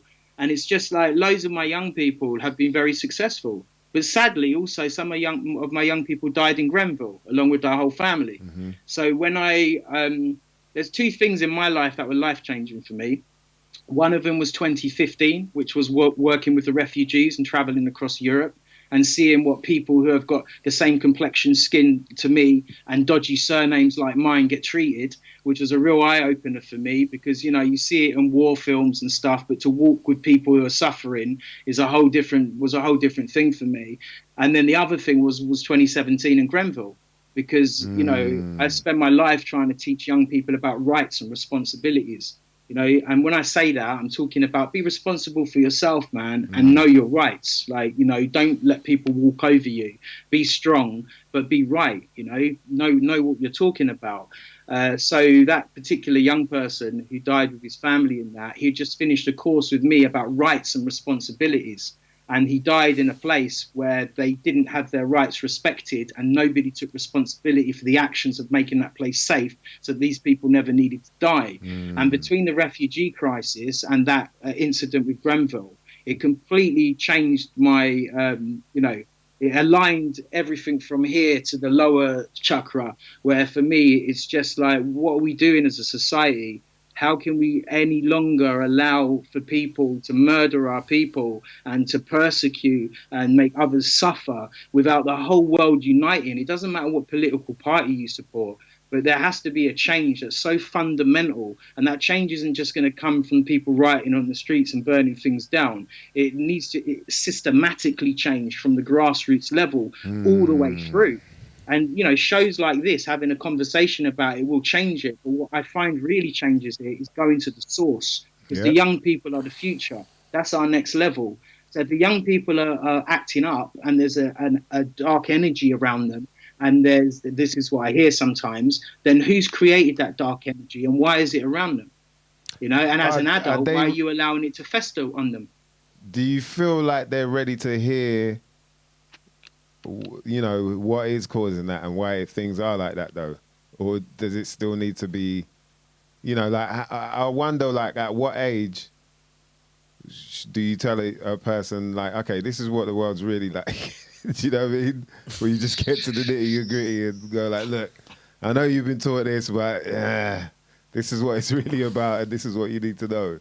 Do you know what I mean? But then there's another perspective to that, Mice, because if you imagine talking to a tribe deep in the Amazon, who have never ever seen technology or never had any, I mean, you wouldn't be able to communicate with them anyway. But the point being is there's other people out there living a life. If you look at, like, for instance, my 80-year-old auntie, who all she does is meditates and fasts, and that's all she's ever done. And she'll walk past any religious building, it doesn't matter what it is, and she'll stop and say a prayer. This is it. She lives a very, very, very simple life. It's like, to her, that's her life. That's her magic. That's it. She's got, that's how she wants to live.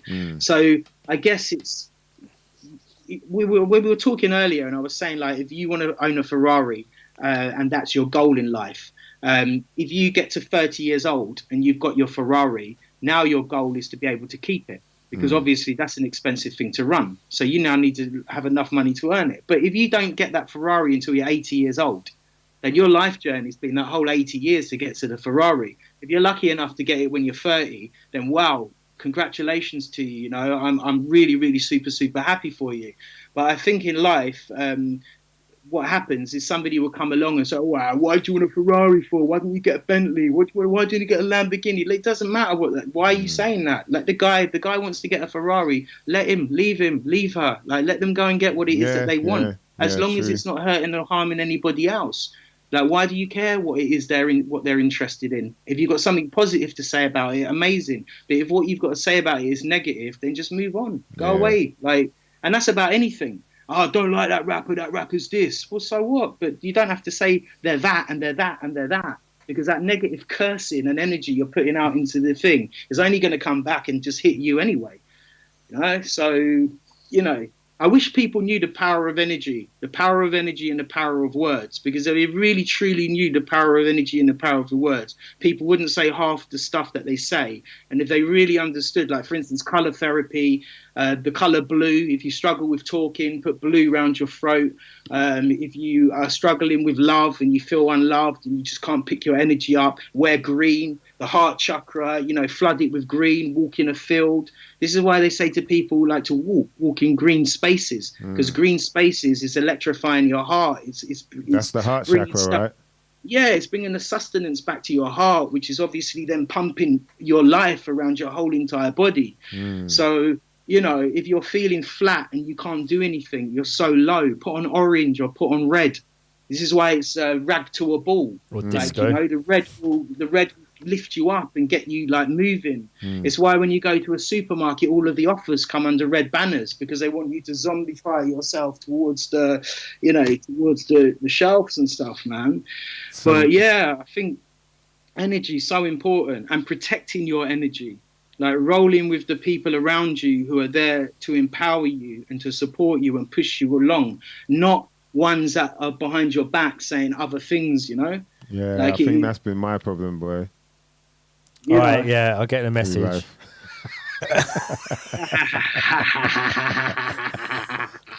You fool. Yeah, joker. Don't worry, Dan. He's been ignoring me for 20 years now. It's taken 20 years to have this conversation. He's got us on here to let us know now. No, man. You know, taking the piss, man. But nah, you know, I get exactly what you're saying. But yeah, carry on, man. Sorry. No, dude. It's just, I just feel like it pains me sometimes, because I come from, like, I've been really fortunate. I laugh to myself sometimes to think of all the places I've been to. I've been to over 28 different countries. Most of them have been through music or through television. It's all been independently done. Nothing I've ever done has come with huge, ridiculous budgets. It's always been stuff that I've been passionate about. Even now, delivering all these programs, or what people need to understand, I don't just deliver the programs. I do all the fundraising. I get every single penny. You know, the thousands of pounds I run a year to put into programs and projects, I go and find that money. So when it comes to delivering these programs, I'm delivering, like, you know, I have trustees, obviously, that tell me, yeah, okay, you can deliver that, or no, that's not right now. But which protects us and puts, you know, makes it all professional. Again, coming back to being professional, even though it's me fundraising the money and bringing the money into an organization, I can't then just go and write myself a 30 grand check and just go and spend it on, you know, hiring a Ferrari for the month so that I can fulfill this 80-year-old man's ambition. But, you know, Ferrari. It's just crazy, man. I feel like there's so much ground that we could cover, so many different topics. But again, like, I just think and feel all the time, people will try and stealth your energy. They'll try and stop your flow. I want you to break down the energy thing, because you said that if people understood the power behind energy as well as words, so that's in what way, if you're trying to introduce that to somebody, in what way do you break that down? I'm sick. Yeah, that's sick. I'm sick. So the minute that you're saying, "Oh, I'm sick," that's sick. You're using the word sick. You're using the term sick. So yeah, you know, bad meaning good, but you know, it's all good. Like, you know, it's just the things that are negative, talking down on yourself. Some people don't even speak it; they just think it. Like, "Oh, I'm never gonna get that." No, I mean, I'm never going to get that. The example I gave you about PRS. Oh, what's the point in signing up to the PRS anyway? It's pointless, man. But it's not pointless.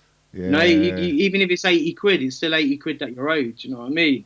And when it comes to energy levels, we're too, like, everything we do, like, think of the mass population that go to work. They go to work on buses, or they go to work in tube trains or on trains. Pissed off, and you're all crammed into that space. Everyone just looks pissed off. You know, when you don't do that shit that regular, so when you do it, you just realize, like, wow, everyone is just grey and pissed off, boy. Yeah. Staring at their phones or the newspaper, like, pissed off, like, Exactly. Bro, I did it this morning for the first time in ages. I had to get on the actual tube before 9 o'clock. And I was just like, wow. And I was looking at people just thinking, man, this was my life like 25, 30 years ago when I first moved to London. And now I've built my life so that I don't start anything really early in the morning. And if I do have to start anything early in the morning, then I'm going to go and stay in a hotel so I'm next to the place so that I don't have to worry and stress too much about fighting people in the morning. Yeah. Because there's more to life than the hours and hours you spend on, or traveling and commuting to work. And I realized people would say, well, not everyone's got the same opportunities. Man, I came from a family who don't come from wealth. I'm not a rich man, but I have a business. The business has been running a very, very long time. I dip in and out of music and film all of the time. I try and, like, keep my finger in there and stuff. And you can do it. Like, you know, I don't have, I don't know about you, Miles, but my mum and dad don't know anything about music. They know what they like, but they don't know, never set up a business. They always been worked as nurses. So I had nobody to turn to go, well, how do you set up a business? How do you do this? How do you do that? It's stuff that I learned, and which is why I now teach it to young people. Because when they say, well, how do you know that? Well, because I've been through it. Like, how do you know what it was like to lose a business? Well, because we lost DEFCON. Do you know what I mean? At the end of the day, like, that business was lost, and it was lost not through the fault of our own. You know, it's a shame now because we could digitize everything and put it all up onto the streaming channels. Not that we would get loads of money out of it, but still it would be able to be heard. But unfortunately, we don't have the DATs anymore, which is probably the story of most people from the 90s and from the 2000s and that, man. You know, we just don't have them. So we can't release.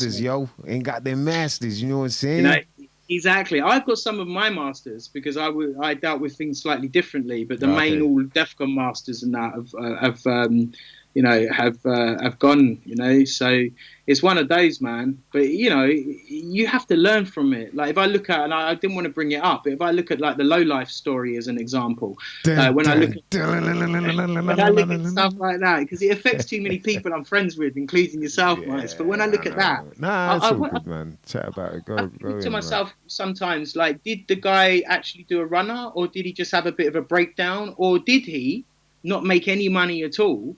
And actually has just never been able to sit with anyone to show them the figures, because obviously if people get near him, they're probably going to cause problems and stuff, man. But I don't know. I don't know the full story of it, but it's not isolated. You hear this story on many occasions. There's many artists that don't own their masters. There's many artists that have no idea how the business side of anything works. It's crazy. You have to wait for our film Searching for Brain Tax, when our documentary's done. Looking for brain tax, man. Searching for the tax man. Brain tax. Searching for the tax man, boy. See him just. Yeah, but I know that caused a lot of issues and a lot of problems, because there's a lot of people out there that could be making money now off of those things. But then again, that's if they're PRS registered. I'll be honest with you guys. I've never spoken about this story before, but I landed a massive, huge ITV job, and they picked. It's all around the same period of time. So between 2004 and 2008, loads of my music got synced. It was all over the place, adverts and Newsbeat, all kinds of stuff. But what happened was I'd done a deal with ITV for the instrumentals of my album, the About Time album. And they were using all the instrumentals across this thing called Sally the Psychic. Now, Sally the Psychic was an ITV2, but it was so successful it got put onto prime time, so it went Sally to ITV1. The Psychic. Sally the Psychic, yeah. So basically what happened was the artists, and I'm not going to mention who they are, but there was 4 artists on my album. They're all pretty big names, and now they're even bigger than they were then. And none of them were PRS registered. Now, that was deemed as out of copyright. Which it was. So if you're out of copyright, then no one's going to touch your music, because you could come back and sue them later. So as a result of it, they couldn't use the music on the album because of these 4 people not being PRS registered. And it was one of the biggest lessons I ever learned in my life. So now what I do is I pay everybody up front, and they sign off the rights, or they're PRS registered, or we're not doing the track in the first place, because otherwise it can lead to these problems. That's so wrong, man. There's, there's a few situations like that I've been in where I've realized, like, okay, if people aren't going to be professional enough to kind of make things work, it's never going to work. So you kind of have to just leave it at that. But that is a thing. Like, I think there are certain minds that they just want to make the music. Like, we all just want to make the music and put it out. We don't really want to have to deal with how you put it out and all the logistics behind it all. But unfortunately, that's part of it if you want to be independent. And then, but there are some people that they just cannot deal with that. There's no way in shape or form. And then they've tried and it may not have worked. And for them, they probably do need the management. They need the team behind them. And so they probably got to work on that. But yeah, it's so tricky to even work with people on certain levels because of that. Because you're like, yeah, but my man's going to mess up the thing. And you're like, oh, man. UK hip-hop, man, it's never like, just straight and narrow. And but you say that. You say that as well, but also there's a lot of artists that have done really well, man. Like, you think about... for sure. Yeah, with the FIFA one recently, I mean, Shady's on it, Pav's on it, Che Lingo's on it. There's quite a few others and stuff as well. And I think it's Ocean Wisdom as well. Ocean Wisdom. Yeah. Yes, this is the things that are the gains for the industry, because the more people that see that. I mean, we run the Mexican Beatbox Championships, and I host the UK Beatbox Championships. So I see the amount of effort that goes into not just putting on an event, but all of the promo, all of the investment, all of the contacts, the sponsors, everything that goes on behind the scenes to build it. And it's exactly the same with your music, whatever you're releasing. So when you look at certain people out there that are working and working continuously, there's loads of labels out there that are doing well. I mean, obviously High Focus is one that you have to tip your hat to, because they've gone and broken through barriers and they've gone on to take it to the next level. And I really hope that they continue to push that, because if one label is successful, then sponsors and investors then start looking to invest into the next level. And then that level will build and that level will build. But you have to ask yourself, like, you have to ask yourself in any business, look at anything, like, ask yourself the question, why would somebody invest in you? You know, and what are they investing in you for? So for me, as an example, in my 20s, people used to invest in me for music. They used to invest in me for TV shows. They used to invest in me for those types of things. As I've got older, people invest in me now more to deliver youth programs, or to go in and advise on youth programs, or to go in and, you know, try and shape, at the moment, there's a project that's coming up, which is going to involve migrant young people, refugee young people, some young people from a Peru, and young people from a local traveller program. And that is bringing them all together, and over 5 days creating a couple of pieces of music, which will then either get performed or get released. We're not sure exactly which direction that's going to go in yet. But that is what I want to do. I want to bring loads of different communities together, because really and truly, everyone that I've ever met in my life, and on that trip with the refugees in 2015, I mean, I genuinely met like doctors, nurses, lawyers, business people, and families, mums and dads carrying their children and the only belongings that they've got in like a little rucksack, or in some cases a plastic bag. And when you walk with these families, it could be my mum, it could be my dad, it could be my auntie, it could be my uncle, it could be like my neighbours, it could be absolutely anybody. And you walk with them and you can't help but taking on that energy, that somber feeling. You share their tears, you share their bread, you share their life, you share their energy. And you think to yourself, my nan always used to tell me about when World War II was happening, and she had to evacuate and stuff. And you think, we had to evacuate in Europe, and some other countries took us in, different places took us in, and now others are having to evacuate. They're greeted by a wall of suspicion from people saying, you're coming in and you're trying to take my jobs. And clearly, I hope the British people can see now that nobody was coming to take your jobs, because right now there's 2 million vacancies in this country and none of you lazy bastards want to fill them. So like, what's going on? Do you know what I mean? Now they're having to call back the immigrants because nobody wants to take the jobs. You couldn't make this stuff up, mate. This is 2021, and this is what we're living through.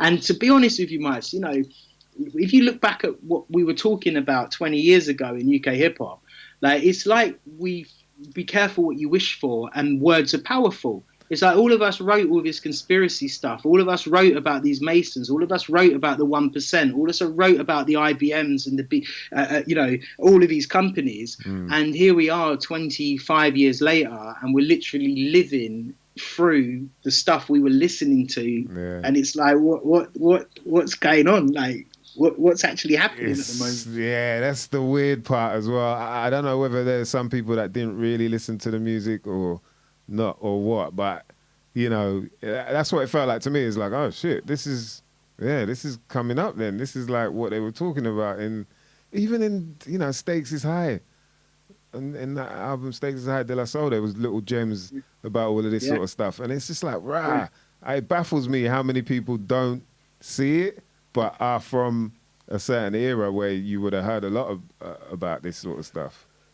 The thing is, continually being called a conspiracy theorist. You're a conspiracy theorist, Mice. You're a conspiracy theorist. And then, like, all these years later, you're like, damn, I'm a prophet. I'm a prophet, man. Do you know what I mean? It's like, I'm a prophet. Like, I was talking all this shit and now it's happening. And for some people, it must drive them crazy. I mean, if you can imagine those that really deeply spoke about these types of topics, right this second, they must all be losing their minds and genuinely actually losing their minds, because this is like some Truman Show shit, what we're all going through at the moment. You know, it's the visionary. It's crazy, man. Shout to Mr. Green in the chat room. There's a few, big up all the heads in the chat room. Yamar, Easy Reezy does it. What's going on, bruv? Shout to Peter Lewis Kisser. Shout to Nicole Kisser. Shout to Uncle Barry O in the building. Jeez. Shout to Lateral. Yeah, there's people giving you some mad props as well, brother. Well, thanks, guys. So anyone that ever listens to me, I thank you. Like, do you know what I mean? Like, my parents don't listen to me, so thank you. No, they do, really. I'm joking. No, thanks, man. And Mice, thanks for having me. And Dan as well, man. I love no this. problem, Great. Bruv, It's this really is a wicked good. chat, man. Yeah. Like it's enlightening as well. So Mr. Green was saying, but it's always been happening, which is very true. So like going back to what you're saying about people talking about it, but in terms of the music, in terms of hip hop music, there were people talking about it a lot. Do you know what I mean? Mm-hmm. And Yeah. you know, even Dead Prez and all that. You can even go back to probably Grandmaster Flash, Furious Five. Stuff, you know, there's stuff in. It's always been it's just been part of The culture. of the in a way. culture. Yeah. Is that like it's been about trying to re-establish a separate community away from the mainstream community of, you know, governments and police and all the rest of it. So it's always been about that. I think in some ways the mainstream of rap music has been so, you know, flattened, and now it's just about tight trousers and auto-tune that Tattooing chains on your forehead and that. yeah, but and blood in your trainers and all this, you know, all this. But it's the actual stream, the consciousness stream of hip hop is like it's always been the same. Yeah. The consciousness of it, you know.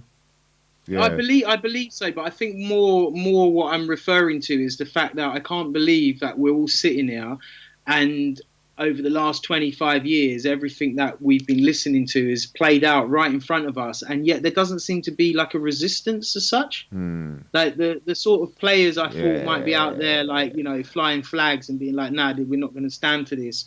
I don't really see them around. And I know that he's spoken about a lot in music, but I just wonder where we go. Like, where do we go from here? You can't expect Because, musicians to do anything. Sorry, Natty. There's a reason why they're just depressed. So, you know. You know, there is like, and depression is a direct result of a sick society.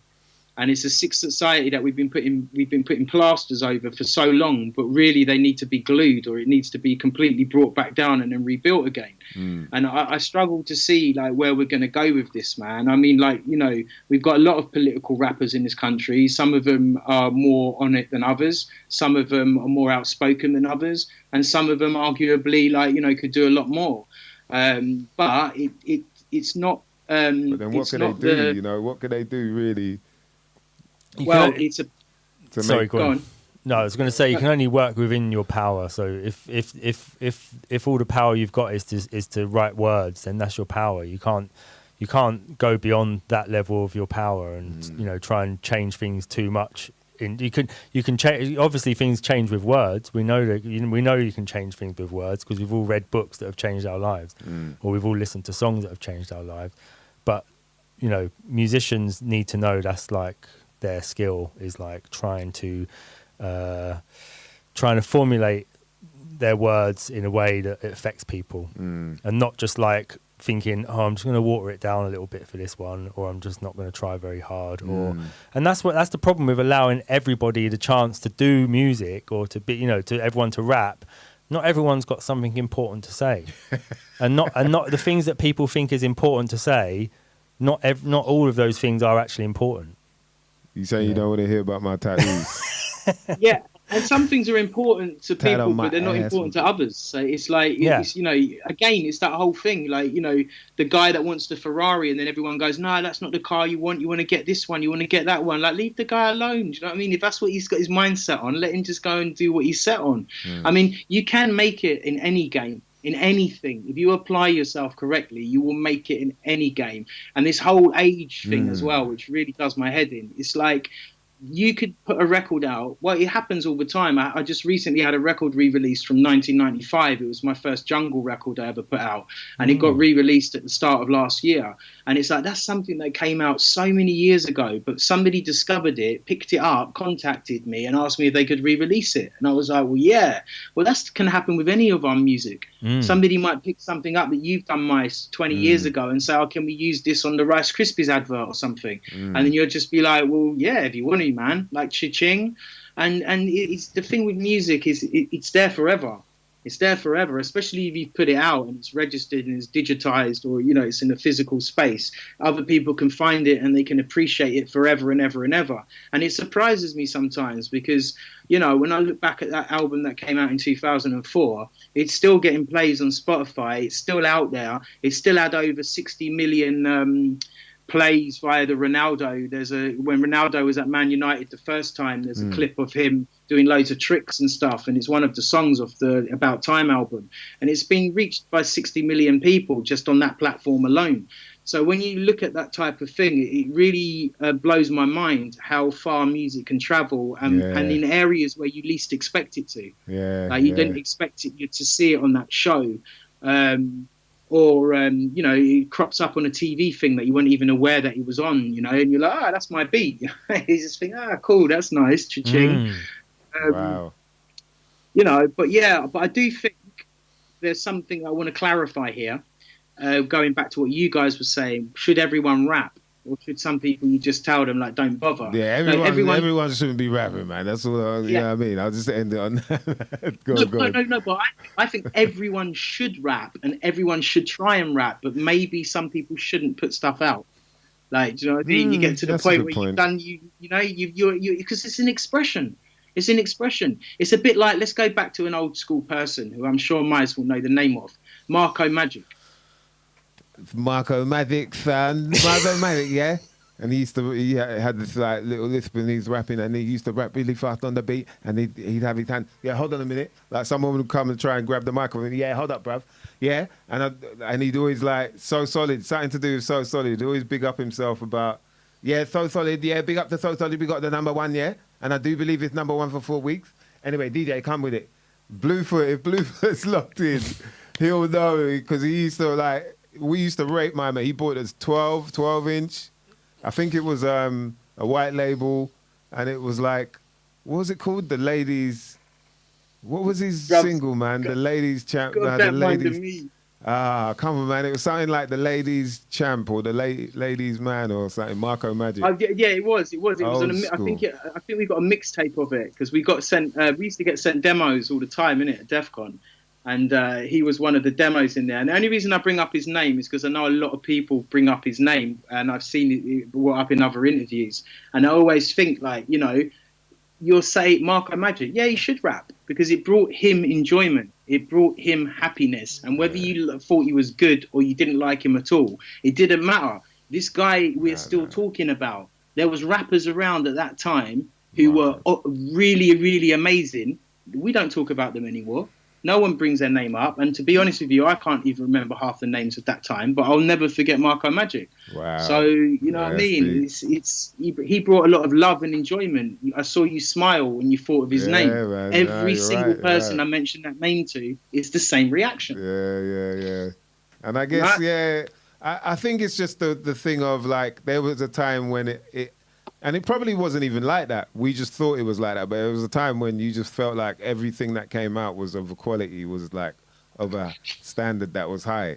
But maybe it was just at that age, that's what it felt like, you know, with that sort of experience that we had. See it there? Yeah, see. That must have heard his name. Shout out to Blue Fliggy. That's what I'm saying. If Blue's locked in, you remember Bluefoot, innit? Yeah. He said his favorite, Marco Magic, his favorite. The LP was The Game of Death, and the single was it The Game of Death, and the single was Ladies' Favorite. That's it. Marco Magic. Yes, Blue's got both releases, man. And I've got the demo somewhere. What of Ladies' Favorite? I don't know which one it is, but it's just a Marco Magic demo from when we were at the DEF CON days and stuff, man. Yeah. It's crazy. I've got so What, many did you- demos from people. Oh, okay. See, I wonder who released it because I think it was a white label. Yeah, it wasn't us, man. Like, we were too busy, like, do you know what I mean? But it's like, yeah, because it was the whole Manage time. I don't know if I met Marco Magic through Manage or something at an Yeah, event. shout to or whatever, Manage, man. But yeah, Manage has been killing it, man. And there you go. This is an example of progression. Like, Manage as an example. Like, I think Manage has got better and better and better, not just as a lyricist, but with his wordplay. But equally at the same time, his beats he's making at the moment. It's like, yes, bruv. Like, respect. That whole Lab 79 stuff is killing it, is popping off, bruv. So, you know, I mean, there's not anybody in this game I don't talk to. Like, there's everyone I still talk to. I've not fallen out with nobody. Life is sweet. Like, I try and get on with everybody. You know, I don't know if anyone remembers. I used to go to events and I used to take a friend with me. He's not with us anymore, sadly, but he was a hedge fund banker, and he looked like a hedge fund banker. And I used to take him to hip hop events with me because he was like really like passionate about hip hop. Really liked it for whatever reasons. He was really into it. But that's my example. I used to take him to places because he wanted to invest. He wanted to invest in the music. And there was some occasions where we got this close to really, really spending out on some quite big named artists. And then there was always got to the last little bit, and then the professionalism just wasn't there. And he was just like, why am I going to chuck 30 grand at that? It's just not going to happen. But he used to chuck, it's funny actually, the EOW finals one year where I got into the final with Stig. That year he helped to fund that particular EOW. And that's a crazy thing for me, like being in a battle with Stig. I mean, I lost, but like it doesn't bother me because at the end of the day, by then I'm in my 30s and I've got no ego.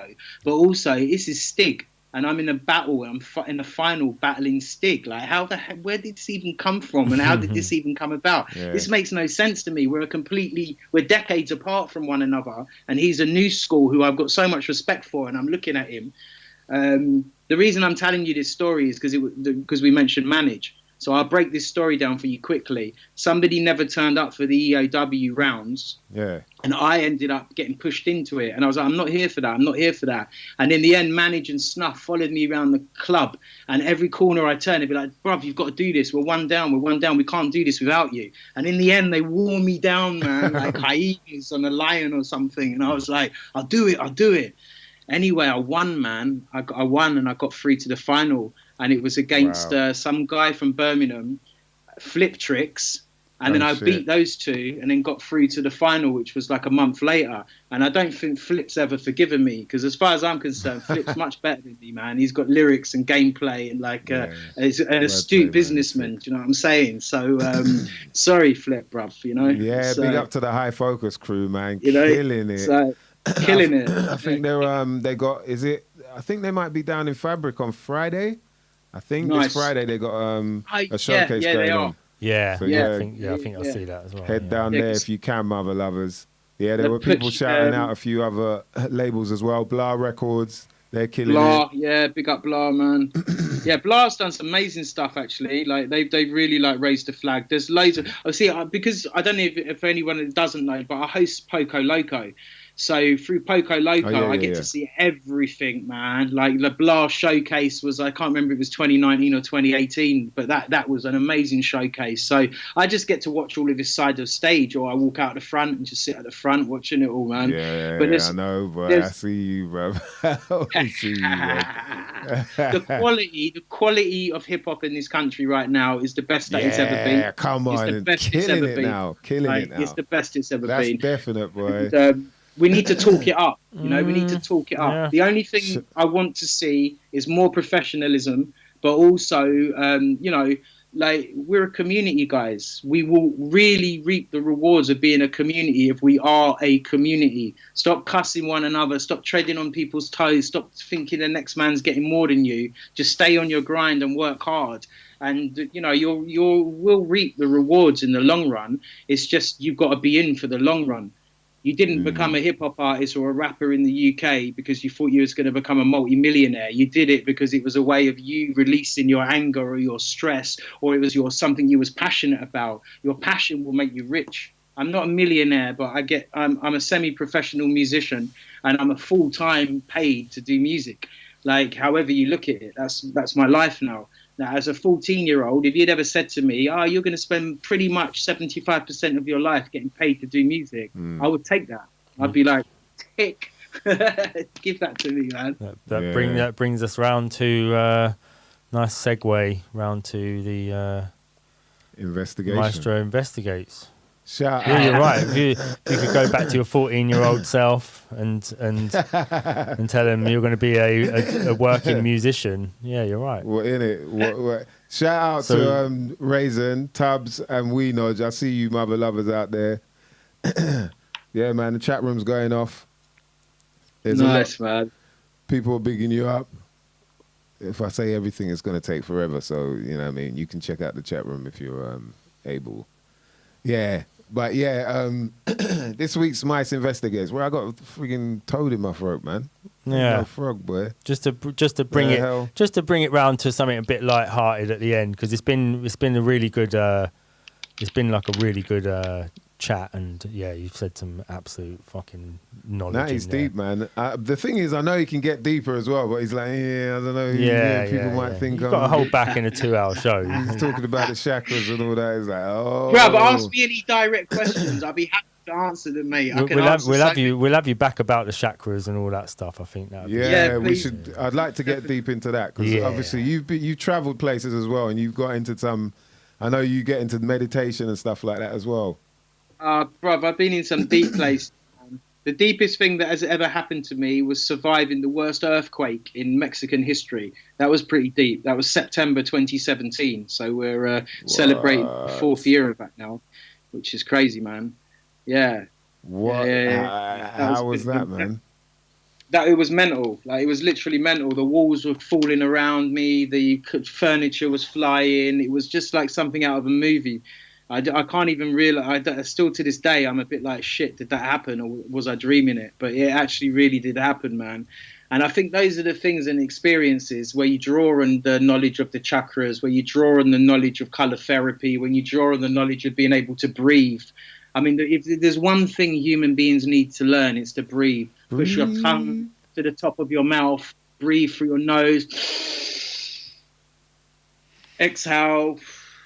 Do this 3 times. If ever you're feeling stressed or anxious or angry, do it 3 times and then make your decision. Yeah? I'm going to punch the guy in the face. Do that 3 times. Then you might still punch them in the face. You might stop. At least you won't be out of breath.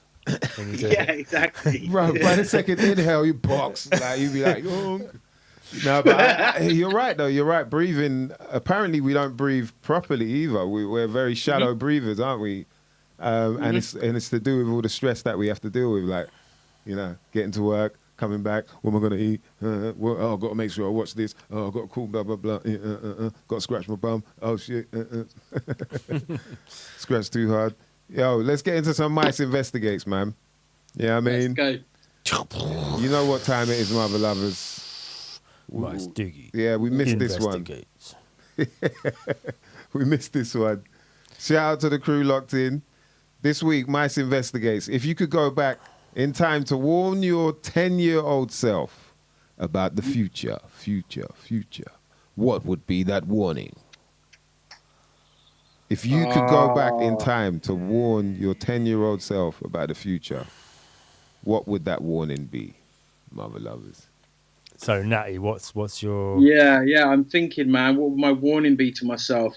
You know what I mean? It's a tough Terminate one, man. yourself. I'm trying to work out how to get the balance right. But the main thing would be to try and get the balance between technology and nature. That would be what I would try and tell myself. Try and get the balance between technology and nature. Because technology is a really beautiful thing. But we will have nothing if we lose nature.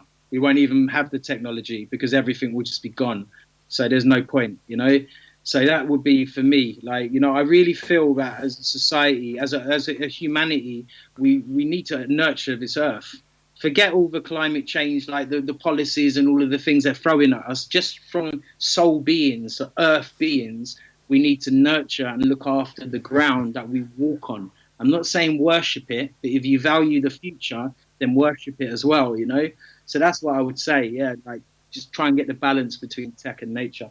You can't be out there on the lawn with your laptop on AstroTurf. You know what I mean? You know, you got fake plants and shit. Everything's just siliconed and out. be professional. Be professional, man. I mean, in my early days of hip hop, I had way too many laughs, man, before I started to get professional about wanting to make music and stuff, man. I mean, I'll just give you an example. If you look at Pavan or you look at Blade, professional. Just professional. Yeah, from the jump. Professional. From the professional. jump. Yeah, Pavan was on it from the jump, man. You know, set a goal, go for it, plan it out, execute it, professional. Yeah. And, you know, there's a lot of people out there. Flip Tricks, professional. You know, the vision in place, everything's there, go for it, you know. And sadly, in this country, I feel like there's a lot of businesses, any business, not just music, but you might get a really good record label, as an example, and just as they're getting somewhere, they run out of capital. And that's it, it's gone. And the Raucous would be a good example of that. Or Wordplay, when it was with Virgin. When they re-released like the London Posse stuff, and then shortly after that they had other artists and everything on there as well, and then they just dispersed and vanished. Blade was on that as well, wasn't he, with the Mark B and Blade album, I believe. Yeah, man, taking it back, boy, taking it back, baby. All right, let's get into some answers then with this, because you went deep there. That was a really good answer there. It's like find that, you know, that virtual line. Would it be virtual or would it be a real line? Would it be a natural line between technology and nature? It's a hard one because we're going through it now, but you know what I mean? It seems to be leaning more technology where you're like, all right, bruv, hold on a minute. I don't know if I want to do all that shit though. You know what I mean? Let me just play with my computer. You know what I mean? We are play some literally games. There's people out there literally going for walks in virtual reality while staying in their houses. That's crazy. And you're kind of like, wow, okay, I understand the use of that for certain things, but actually, like, just go to the woods, guys. Like, just go and have a walk in the woods, like, touch a tree. You know, you don't have to go all the way and hug it, but touching it, you never know, man. You might get some vibrations off it, you know? Nothing wrong with hugging trees. Take your shoes off. You know what I mean? Walk around. You got to take your shoes off, walk around on the grass. People don't know how therapeutic it's a that ritual. Can be. Yeah. People don't know how therapeutic that can be, and it's a shame as well. Once you try it, you're like, oh. Walking on grass in bare feet. When you're smoking That's another grass. thing. That's a good tip for people. If you're stressed and that, just walk around on the grass in bare feet. If you can find grass, obviously it's not as prominent as it used to be, and it needs to be natural grass and none of that like artificially grown stuff as well, mate. You know what I mean? Yeah, well, you know, some people they don't mind a bit of AstroTurf, mate. You know what I mean? I put some AstroTurf on the balcony so kids will be good. You know what I mean? Yo, you ain't got to water that shit. You ain't got to mow it or nothing. What would you look like though, mowing the grass on the balcony? Oh, mate, you all right there? You all right, Sheila? Shout out to the neighbours, boy. With one of those sit-down mowers. Sit-down mower down your fucking balcony. You were doing Austin Powers just back and forth. Yeah, just got to get the corners. I'm trying to get the corners. How'd you get the corners in one of these? Ain't happening, bro. Yo, get a bigger balcony, mate. So Mice investigates. If you could go back in time to warn your 10-year-old self about the future, what would that warning be? And shout out to people that answered on this. Roscoe P. Coltrane, he said, avoid toxic people and hard drugs. Stay in school and keep working on art. As art, I was always praised for my drawings and was quite creative. I wish I stuck at it, as I'm no longer able to do it very well. Know your real friends. I know snakes allowed probably, what's that? Fails under toxic people, so I'll stop. Yeah, that was a stream of thought right there. But yeah, he went in, avoid toxic people for real. How do you know they're toxic though? That's the thing. And how can you avoid that? Yeah, exactly. And most toxic people, you won't know they're toxic until you've already done a deal with them. And then you're like, now they've twisted. Now they've changed. Now the deal's done. Yeah, you know what that's I mean? when you find out that people are toxic. You know what I mean? You got that, what do they call them? Energy vampires. Yeah, energy vampires. That's it. people where it's just like, yo, why do I feel like shit all of a sudden? And you're rambling It's crazy. on. Yeah. But you know, some energy just doesn't work. Some I didn't know energy about just that. doesn't work. You know, and you don't have to like everybody. You don't all have to get on. But it doesn't mean to say they have to be nasty to you or vice versa. Do you know what I mean? It's just cool. You don't get on with me, Move on, fine. innit? Have a nice day. Enjoy life. It's like I'm loving your microphone, Dan. What with the pink mic with the orange foam top? Yeah. Brilliant. Yeah, that's a Yeah. Best festival. one, man. It's like you're at a festival, bro. That's why you're taking him Some back sort now. of more like a parade than a festival. Dad, South, you know what I mean? Shout to Upfront, shout to Split Profits crew. Upfront said, I'd warned myself 10 years ago, very quickly, don't procrastinate. Yeah, don't procrastinate. Yeah, that's really true, actually. Like, if you're going to do something, do it. And also, if you've got music sitting on your hard drive, get it off your hard drive and put it out. You know, get it out there. Yes. You know, unless you're a terrible rapper, then don't get it out there. You're And just right, keep it you're for you right. and your friends. Do you know what I mean? You're right, man. You're right. We're all guilty of that, man. It's just like, there's just stuff where you're like, oh, I've got to finish that. Oh, yeah, I've got to finish that. Oh, I've got to finish that. Then you move on to the thing. 3 years later, you're like, oh, shit, I forgot I needed to finish that thing. You know what I mean? You should do a We Decide section where people can send their demos into you, Mice. I mean, you listen through them and then your audience decide whether or not they should release a record or not. Ooh, that's a good idea. Nice idea. Yeah, you make, you know what I mean, friends and enemies off of the back of that. Definitely. There'll be a couple people who like, yeah, but yeah, I do like that idea though. That's a good, if people were down for it, you know what I mean, they trust my judgment enough. Trust. You could be our very own Canadian dad. Do you know what I mean? Just like literally like go through it, like rinse everybody out or praise them, and then like happy days, man. You know? Yeah, that's a good idea. You know? Maybe start a label, so filter off some of them. Oh no, we get Joey back for that. We'll get him back to run. Get the tax Sorry, man back. yeah. You know Filter what off I mean? something. Jesus, boy. Turbo Tubalicious, don't hang out with that Kevin guy. Yeah, very funny. It's from Other Lover, right? Yeah, crack, you know. Turbo, is that someone you? Yeah, he's trying to be funny there. Thanks for that, mate. You know what I mean? Shout out to Blade. Blade said, avoid the person who smiled with you when they were gaining from your good energy, but showed their true colours when you stopped helping. Because they proved themselves to be selfish and all about themselves, and showed they were all about me, me, me. Dun, dun, dun, shots fired. Shots fired. I was trying to do you. I don't know if I pulled it Who's off. he gunning at? Who's he gunning at? I don't know, but why? You know what I mean? If man was to break it down, if I was to break it down using gematria, yeah, nah, joke. Nah, I don't know. Like, obviously he's been through a lot, man. So for him to say that, I wouldn't know who exactly, because you know. Yeah, he has been through a lot, Yeah. man. There's a lot of. I think the it's just true being colours about being really spoke up. respectful, man. Like I don't know where we lost the fact that it's not cool. Like you know, to be respectful. It's like it's a simple thing. Yeah.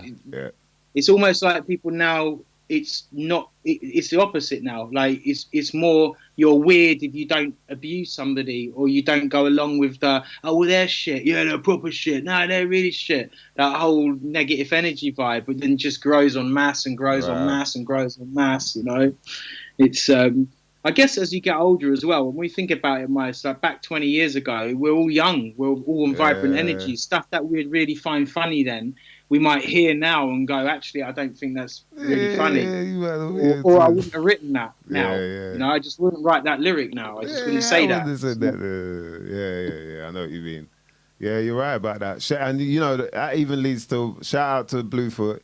He said he's been going to the woods for years and people always used to take the piss. And it's very true.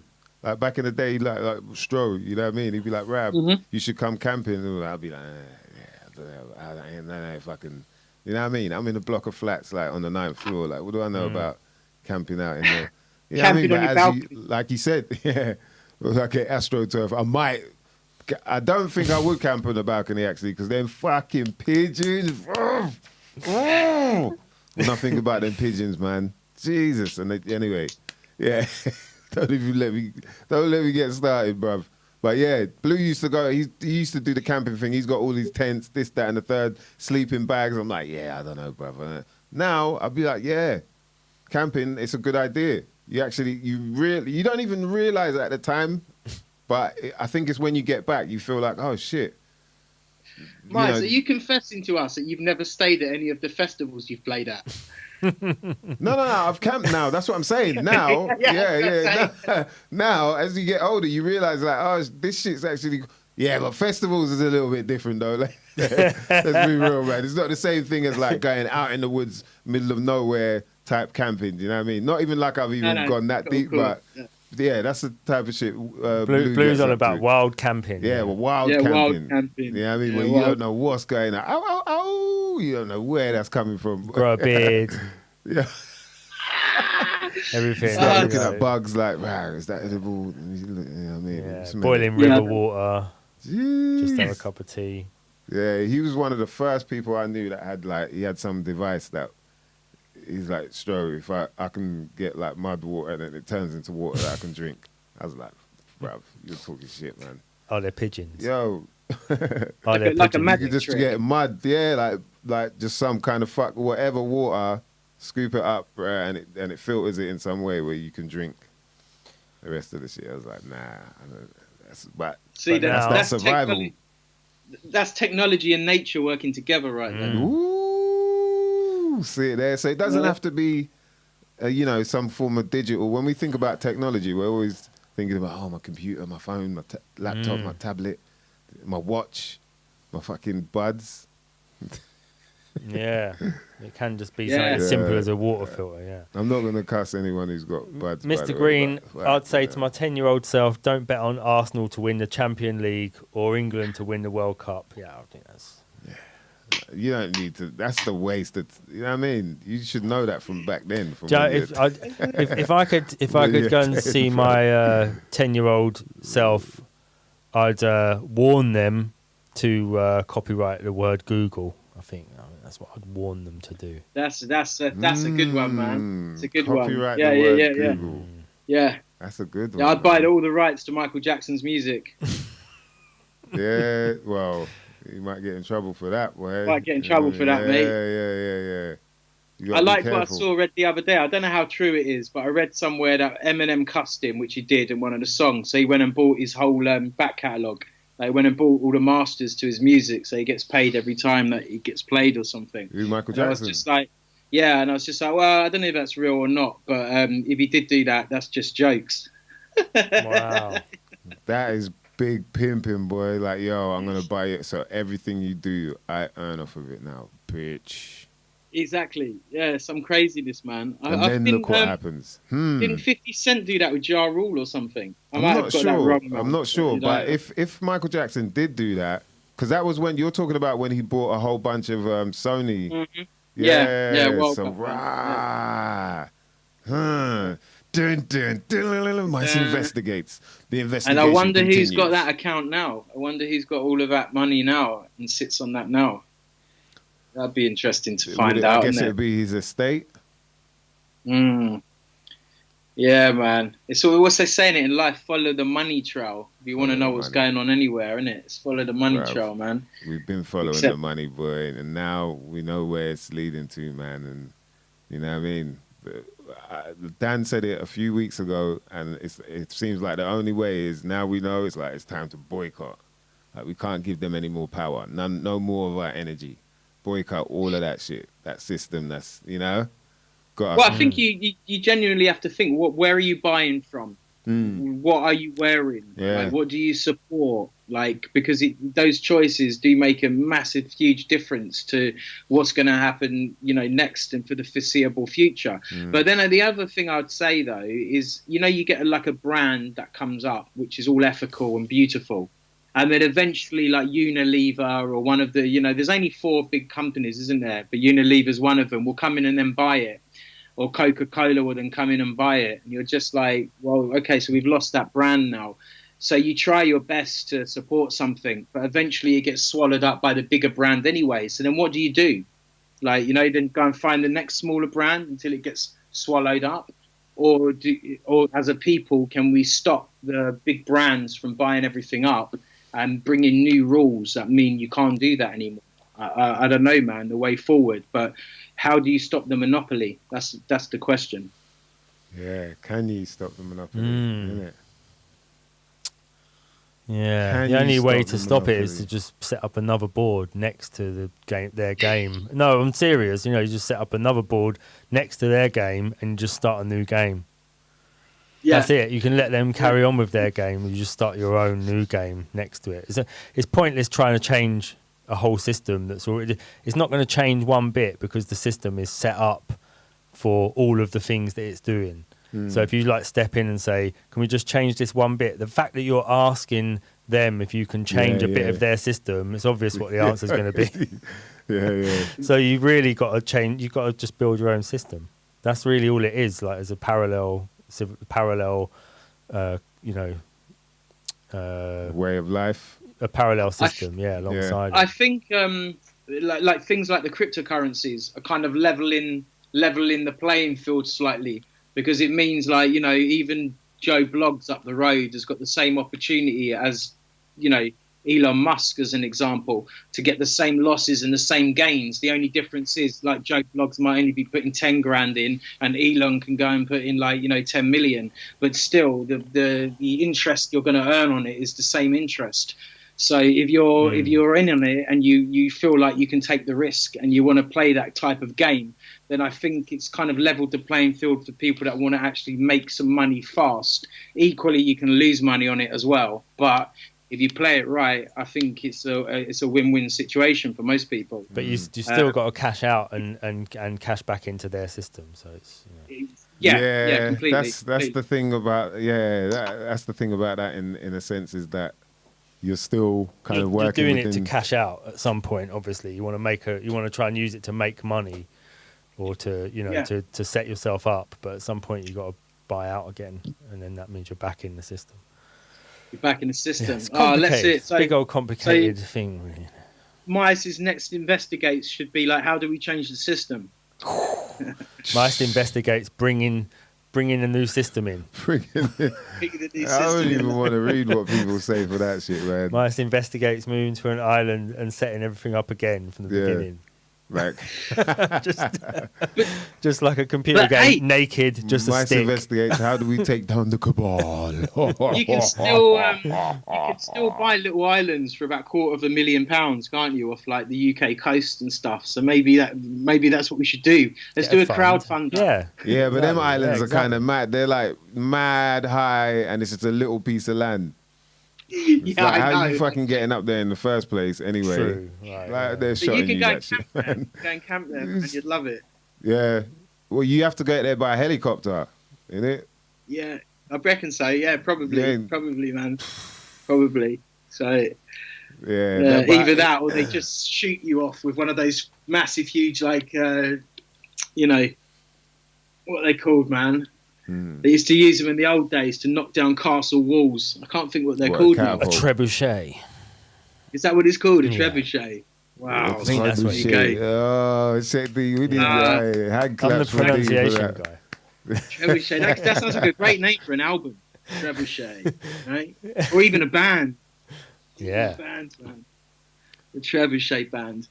This is where your listeners are going like, what are this lot talking about? No, like, what the fuck's voulez-vous happening? It's like some c'est quoi? middle class podcast where they're just talking French.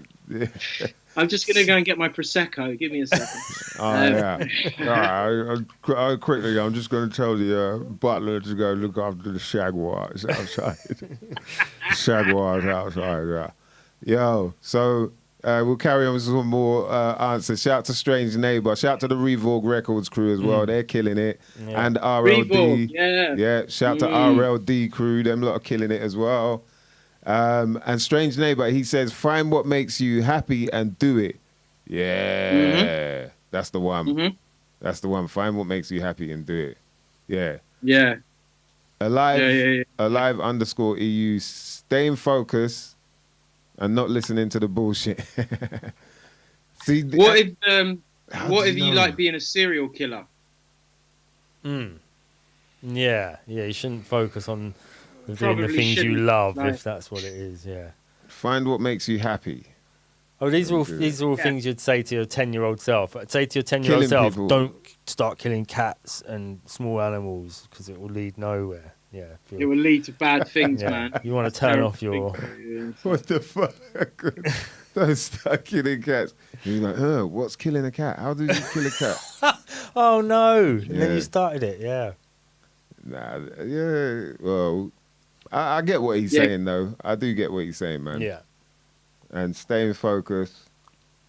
Not listening to the bullshit, man. But how do you know? You just don't know it's bullshit until after the fact. And then you start learning what the bullshit is. You're like, oh, he's bullshitting as he's saying it. But until then, and that might take a good 30, 40, even the hundreds of bullshits until you realize what bullshit is. And you're like, oh, mama's bullshitting me from the What's back. the what's the it's like it's been recognized where you Bullshit lie ratio. but you don't recognize your lie, so you Mm. don't believe so you could pass a polygraph test because you actually believe what you're Believe saying, you're even though saying, what yeah. you're saying is a lie. Yeah. I can't think what it's called, but there's a word for Narcissist? it. Just the bullshit. There's another Really thing good for it, but bullshit. yeah, narcissism is definitely on that agenda. It'll come back to me at some point, but it's a bit like that. You know how that with Munchausen syndrome, you fall in love with your your oppressor. It's something along those lines, but you genuinely believe what you're saying is the truth. So if you put me on a polygraph, even though what I'm saying is a lie, I believe it's the truth. So I would pass the polygraph because it wouldn't register. Mm. So so some people who talk shit and are Bullshit. negative, it could be completely because they're wired differently, and it might not actually be that they're an arsehole, if that makes sense. You know what? I have to agree. I think there is an element of that with some people because there's certain personalities that do have.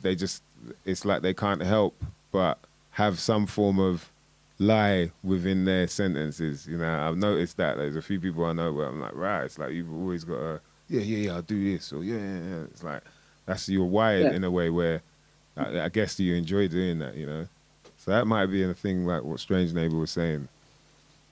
And it depends what you're lying about. Like if I told people, like I don't know, my dad's like, what's his name, AJ the boxer. Do you know what I'm saying? It's just like people are gonna go, of course he's not. You're lying. Do you know what I mean? But like, yeah, it's an obvious lie. Do you know what I mean? So I guess it depends. If you're lying because you're making people laugh, then carry on lying. Do you know what I mean? As long as you're not harming anyone. It's when the lie becomes harmful. That's when it's dangerous, man. Yeah, it's all right lying to yourself, but it's not all right lying to other people. When it starts affecting You go, other yeah. people. It's all right telling Lie to yourself, yourself, you think don't you're lie great. to Yeah. others. Yeah, just look in the mirror and lie. Man, I'm Just still get going it to all sell out. 10 million records. Just while you're Get brushing it your out teeth. in the just mirror. lie. That's it. Yeah. Even while you're brushing the teeth, just so you don't have to really hear that shit. Just in the mirror, I get it all out, bruv. All out. Have a good shower. That's a good idea, Just wash yeah. all the bullshit out. Yeah. Douche if you need to. If Bring you it. literally need to Bring get it. that bullshit Yeah, out. that's it, yeah. You know what I mean? Shout to Hydrofunk Records. They said, get the fuck out of society and get yourself land.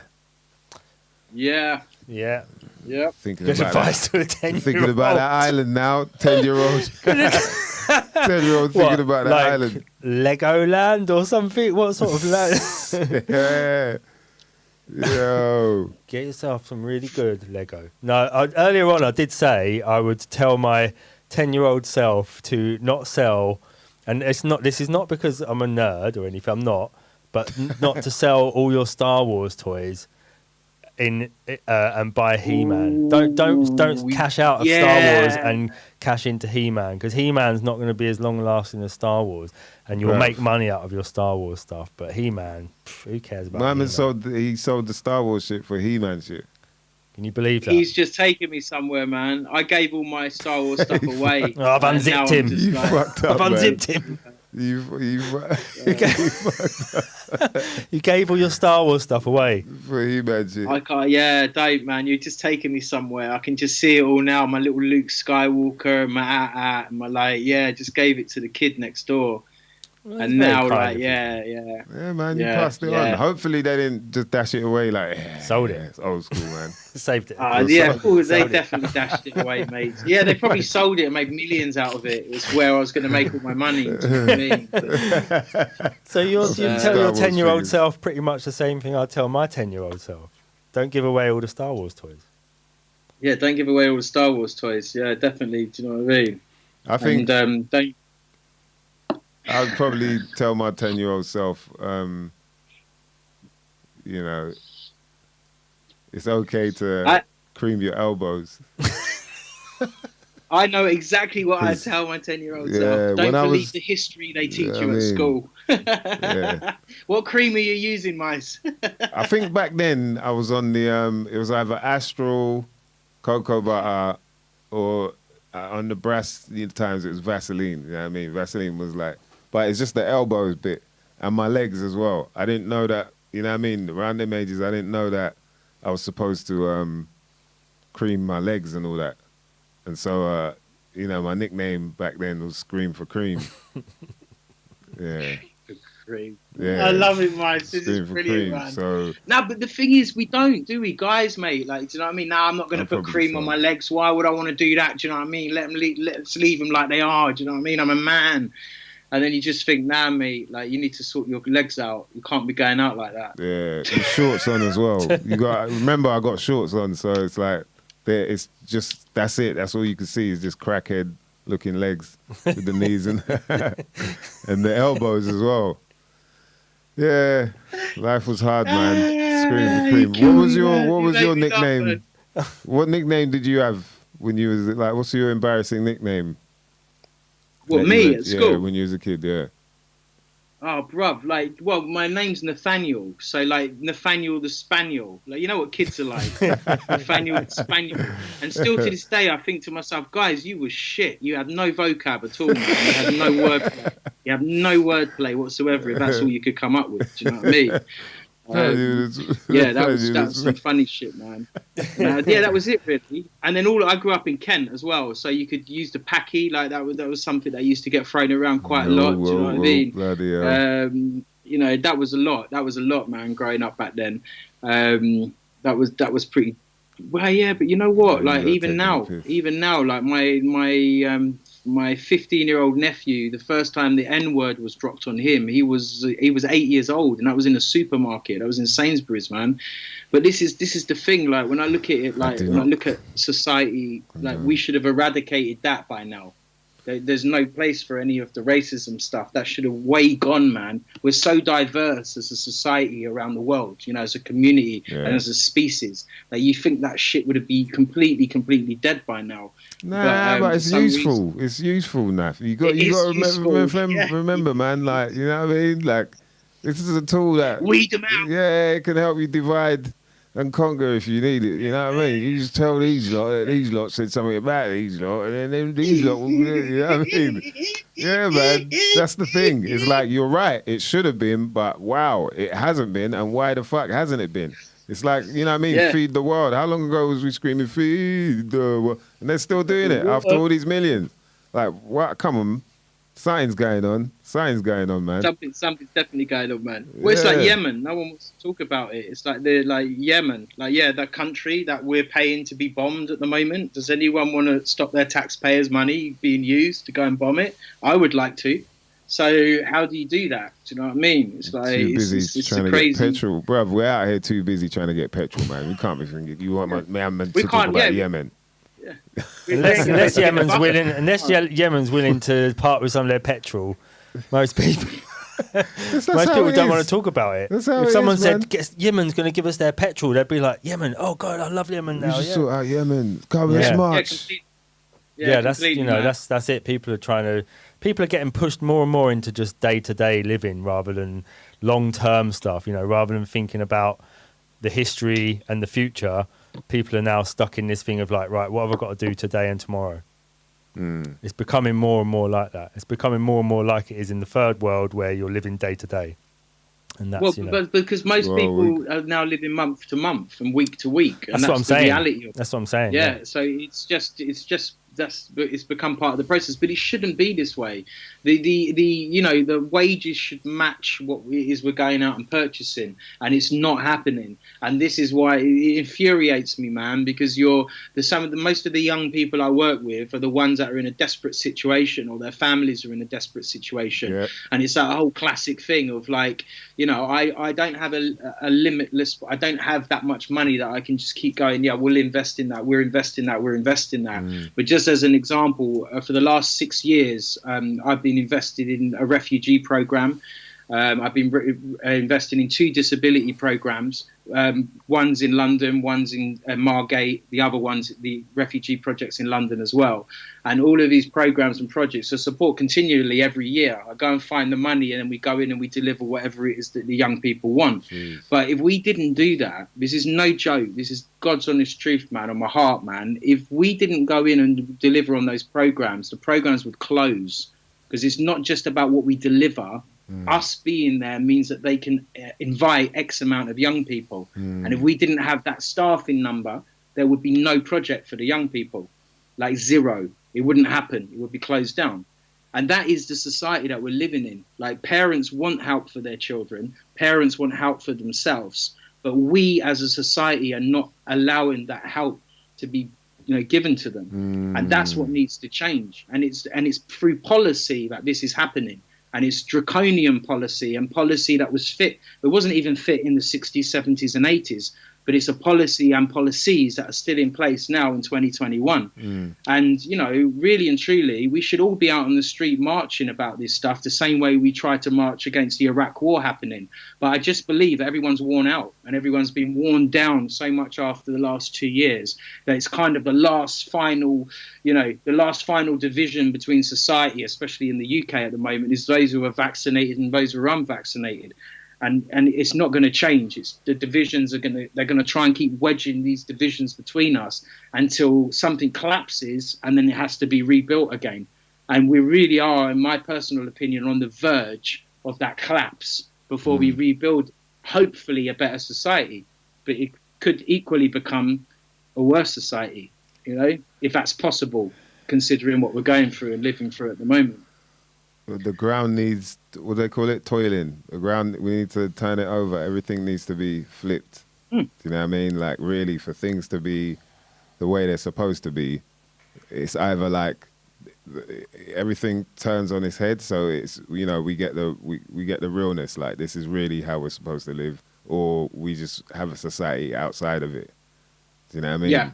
And I think there's a bunch of people now all around the world, let alone, in the UK and whatnot, that are kind of prepared to do that, because you're really seeing what's going on and what it's doing, how it's affecting the children, which is like one of the reasons I wanted to get you on, is because obviously you've worked with children for a long time.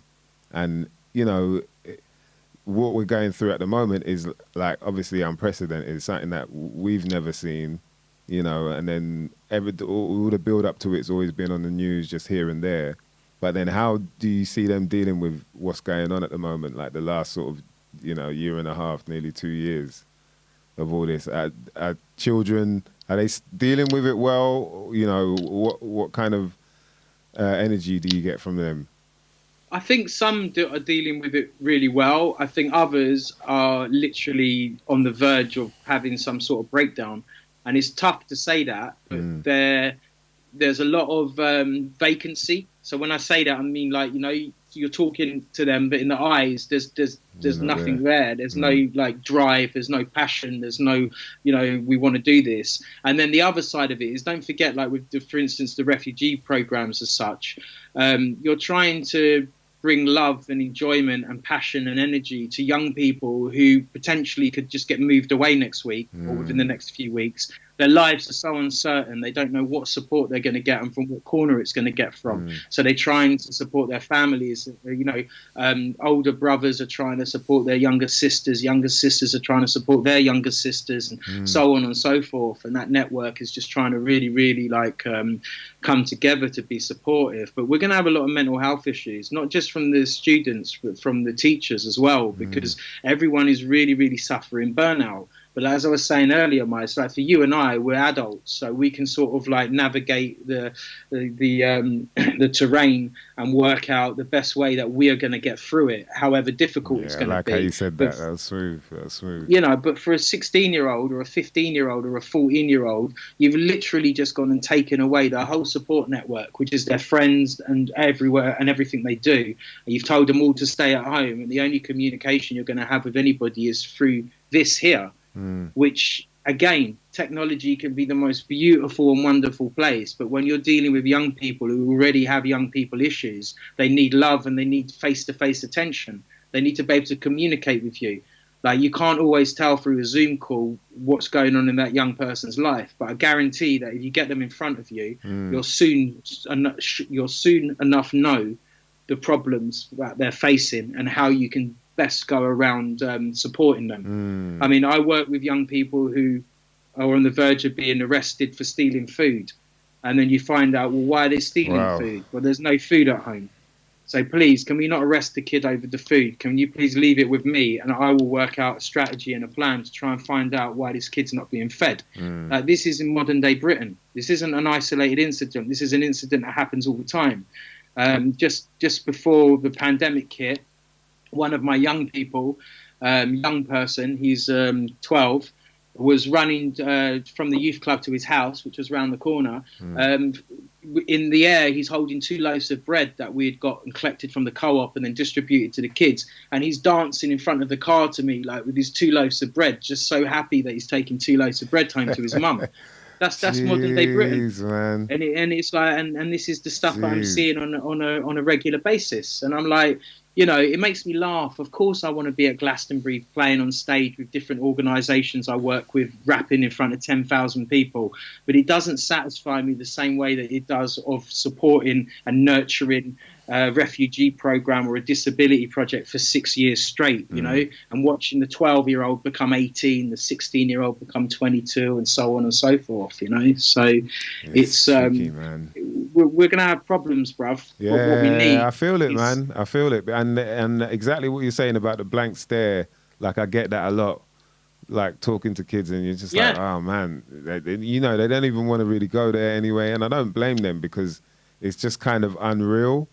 You know, this is the stuff that you see in movies, but now it's like in your face 24/7 and everyone's talking about it, or you're always reminded about it in some form of way. And it's just like, man, crazy. Shout to Mr. Trick. Shout to Mr. Trick. I'll see you tomorrow night for real, bruv.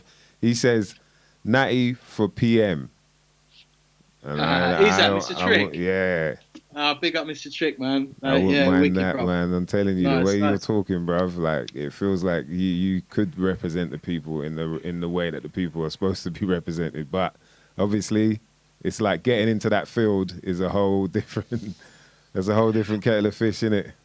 I've been asked a few times to do certain things like that, and the thing with it is, I just couldn't do it because it would prevent me from really saying the things I need to say sometimes. And trust me, like, you know, when I need to, I will walk into anybody's office and tell them straight about what I think is going wrong and what they need to do in order to prove it and to improve it. And nowadays, you know, I get asked by organisations to go and check what they're doing and is it like, does it fit with what they're trying to do? Because the trouble we've got now is everyone's too scared. Like, they tiptoe around one another like a dance. Like, you know, like you were saying about the peacock thing earlier, like, you know, they're all sort of dancing to one another and positioning and posturing, but this isn't getting action. This isn't getting things sorted. What we need to do is like, right, this project over here needs £8,000. With £8,000, they can do this for the year. Okay, wicked. I'm going to go and find the £8,000. Fuck all the other people that say they're going to give us grants and then they don't give us anything. I'm going to make it happen. Then you go out, you find the money, you make it happen, you go back, you deliver the project. What happens next year? Who knows? But you continue and you move forward with it. But yeah, you know, anyone can do this. The more people out there setting up small programs and small projects, this is how we build communities. But then after you've built the community, I mean, I work with so many different organizations, not just here, but around the world. Because I'm open. We are a community. Like, my door is open. You want to come and work with me? Let's work together. There's never a like, oh no, I can't work with you because of this and because of that. There are certain safeguarding issues why there's certain people I can't work with. You know, so depending on what your criminal record might be, there may be certain projects that you can't come and join in on. but that doesn't mean to say you can't do others. Do you know what I'm saying? And we have many different people from backgrounds who've done things in the past that they feel bad about, and now they're rectifying that by coming in and talking to young people to make sure that those young people don't go down that same route. And that's really not just admirable, it's really engaging, and it's really what's the word I'm looking for? Empowering. It's empowering. It's empowering not just for the young people, but it's empowering for that person who might have done something in the past to be able to share how guilty they feel about it and how they want to make a difference for other people and for the future. And if we can all make small steps and small changes, like within our own circles, then everything will get bigger and bigger and bigger and bigger and bigger and bigger. Yeah. You know, maybe your feed the world idea is not a bad one, and we should get like all of the labels together in the UK, and we should put on one massive, huge hip hop jam and do it for like some sort of cause that we all believe in, and then donate the money to that cause, or even like, you know, actually run the cause ourselves. You know, put on something for the young people and do something like that. Maybe we'll have to tap Blade up and a few of the others and see like what can be done. John Z and all those guys, and see what we can do. You know? That's a good idea, man. That's a good idea, bro, for real. Something, and you know, like you said, of the culture as well, like not just, you know, anything. It's just like, all right, this is where it's at. Hip hop you know, has changed the world, doesn't it, mate? I mean, hip hop's changed my life. It's changed your life.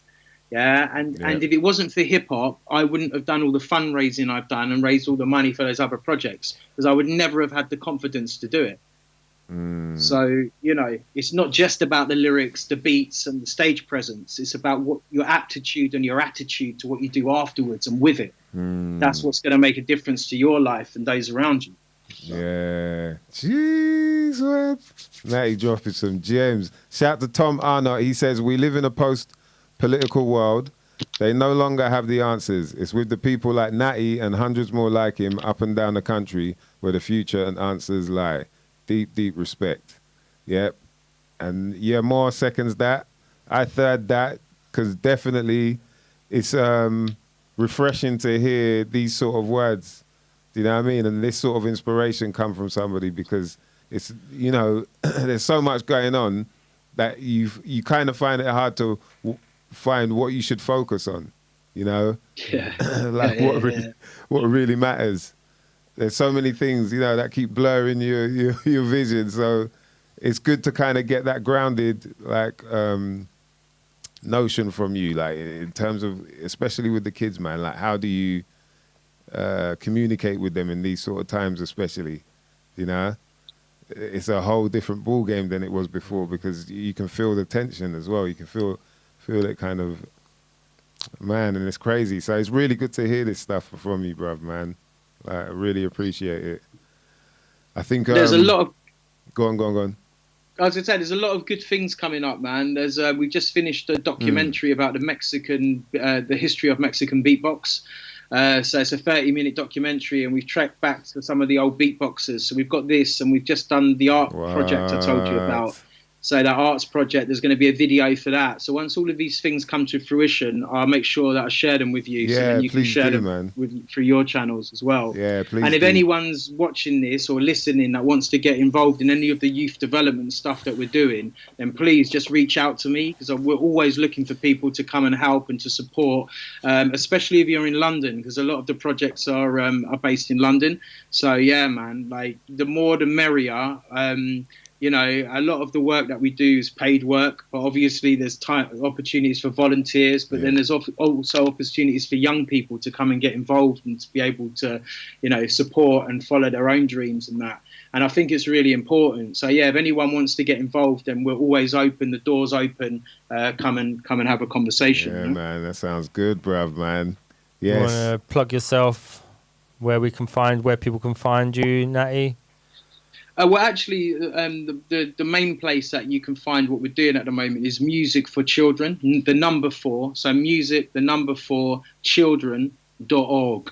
Okay. And that's where you can go and find out about that. And then, obviously, anyone that knows me, lyricsorganics.com. So LYRIX, then ORGANIX.com.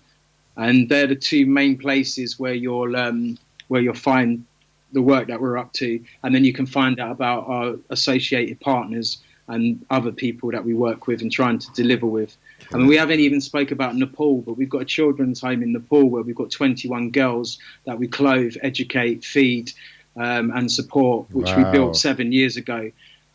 So, you know, this is one of the other things that we've got. So our projects are mainly at the moment in Mexico, Nepal, and all across the United Kingdom. Yeah. Jeez, man. What?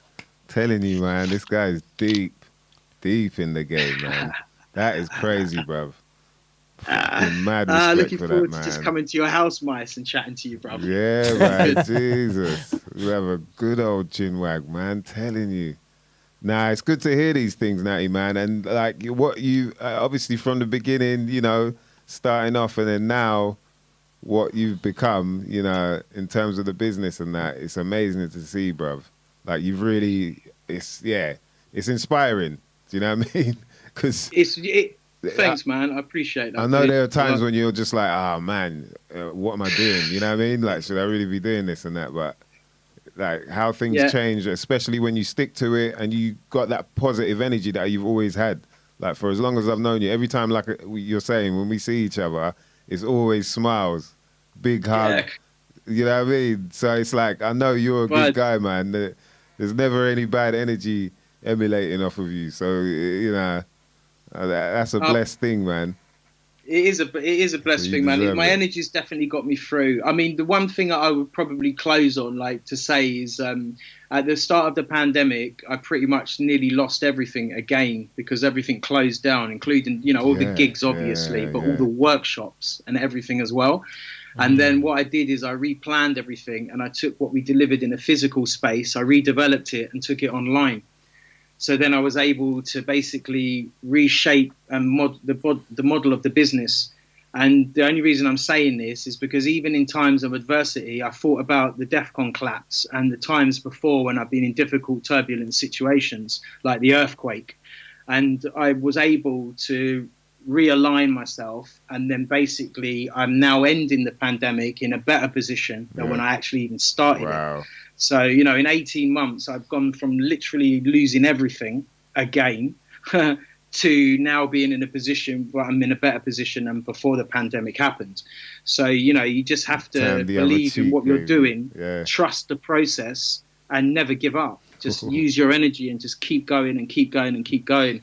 And the most important advice I can give anybody out there is don't listen to the haters, listen to your heart. Yeah, you know what's best for you. Listen to your heart. Ignore the noise. It's white noise. It doesn't need to be heard. You know what I mean? Ignore it. Get rid of it. Channel what you believe here, and whatever you want will come. It might take a long time, but it will come eventually. Ooh, that's Natty Speaks right there, boy. You know what I mean? Living up to the name. Ladies and gentlemen, please give it up. Let's see some hand claps, some bombs, some fires, you know what I mean? Volcano emojis, splashes if some of the ladies, you know what I mean? Yo, shout to Barry Owen. He said, people who reach out and help underage privileged kids are blessed. And that's very true, man. Music. Thank you, bro. That's Music for Children, the number 4, musicforchildren.org. For all you mother lovers out there. Yo, it's been fun, man. Bruv, it's been a good chat, man. We definitely got to do it again as well. Once the project is up and running, let us know, you know what I mean? And we'll catch up with you again, man. 100%. I can't wait to see your smiley face in the field, my brother. And I can't wait to meet you down in person as well. Yeah. It's you too, mate. Pleasure. Yeah. Thanks so much, guys. Yeah. Thanks really for coming on, man. Thank you. Bless up, Big brother. love, man. Yes, sir. And thank you to everyone that tuned in and listened, man. I appreciate you. Yeah, you got a lot of love in the chat room, bruv. There's a lot of love there, man. Definitely. That's Natty right Big love, there, guys. mother lovers. Salute. The original. Peace. Bless, man. Yo. That was wicked, man. Yeah. Shout to our brother Natty. Musicforchildren.org, mother lovers. You know what I mean? Check him out. Doing a lot, man. You know what I mean? It's inspiring to see as well. And it kind of helps, like I was saying, man. I felt like a lot of us elders might be struggling a bit to kind of talk to the young'uns, you know, through these times. I knew he'd be someone that you know, could kind of help, just give you a better idea of how to approach it and all that. You know what I mean? Yeah. So I hope, like, you know, the people that I wanted to hear that stuff heard it. And I'm sure there's a bunch of stuff in there anyway that you lot enjoyed. Shout out to all the mother lovers in the building. Yamal, PLK, Uncle Barry O, Ken F, Reagantology, Nicole Kisser, Mr. Green. Yeah, you lot were going in on the chat room. Tom Arnott, big up, man. Yeah, man, he's an inspiring guy, man. And, you know, Don't forget Twitch. of course, lot. Blue- Shout what- out to Blue Fliggy over there on the Twitch. Yeah, Bruce Willis. Shout out to Lateral. I hope I'm saying that right. Lateral. You know what I mean? Sometimes you might pronounce it nothing like they want it pronounced. Shout out to Steve. He didn't like we was calling him Steph. You know what I mean? Yeah. Yeah, Mr. Trixie. What do you mean maybe, bruv? Come on, man. See you tomorrow, maybe. I'll see you there for sure, bruv. You're damn right. Yo, shout out to all the people in the building. It might be that. Is it that time? Couple more investigates. Shout out to Barry O. He hit us up. He said, follow your dreams and don't accept no for an answer. Don't accept no for an answer. Very true. Very, very true. Joe Snowd says, stock up on Fredo's, start a meme page and stop rapping about your dick so much. It's not as funny as you think it is. Yo, Theme, shout out to Theme. He says, leave now. That's what he would tell his 10-year-old self. Go back. Right. Rob Presumably Mush. he's not on about a funny situation. I laughed at it, but it's probably not a funny situation. He's saying to Yeah, I leave was from. thinking, I was like, oh, that could be quite deep, man. Yeah. Let's move on from that. No joke. Yo, shout out to Rob Mush 02. He says, definitely to just focus on myself. Given way too much time and effort to people who aren't bothered and stuff that ain't worth it. One love, mother lover. Oh, yeah, man. DJ Shorty, we were shouting him out. Big up to DJ Shorty. He works with a lot of youth as well. He said, he told himself James Corden is going to be a thing no matter how many people think he is an absolute C-word. And I had to ask, who is James Corden? Because, you know, someone I might not never know nothing about. And when I found out, I was kind of glad I didn't, to be honest. But yeah, shout out to the rest of the crew that got involved as well. We're going to be doing some more investigations, do you know what I mean? So we'll keep you lot involved, bitches and bitchettes. You lot have a good night, man. Thanks for tuning in. We always appreciate the love. Please hit up the likes, subscribe, hit the bell as well. You got to hit the bell, apparently, and then you'll get the updates about us coming on live. Also, share, do you know what I mean? If you can, share these videos, man. People need to hear this shit. Yeah. Even if, you know, people that might want to get in touch with the people that we talk to, share this shit, man. Get it out there. However you can. Let the people know, mother lovers. Thank you to each and every one. Shout out to Reagantology. I'll see you tomorrow, bruv. Shout out to all my Bristol crew. I'll see you tomorrow night at Lost Horizon. You know what I mean? We're going to have a bit of fun there. Might have some special guests turn up. You never know. You know what I mean? But it's going to be a lot of fun, man. I'm looking forward to it. One love. This is MysDiggi, Dan DNA. Mm-hmm. Some shit you might not never know nothing about. We'll see you next week, because we're out.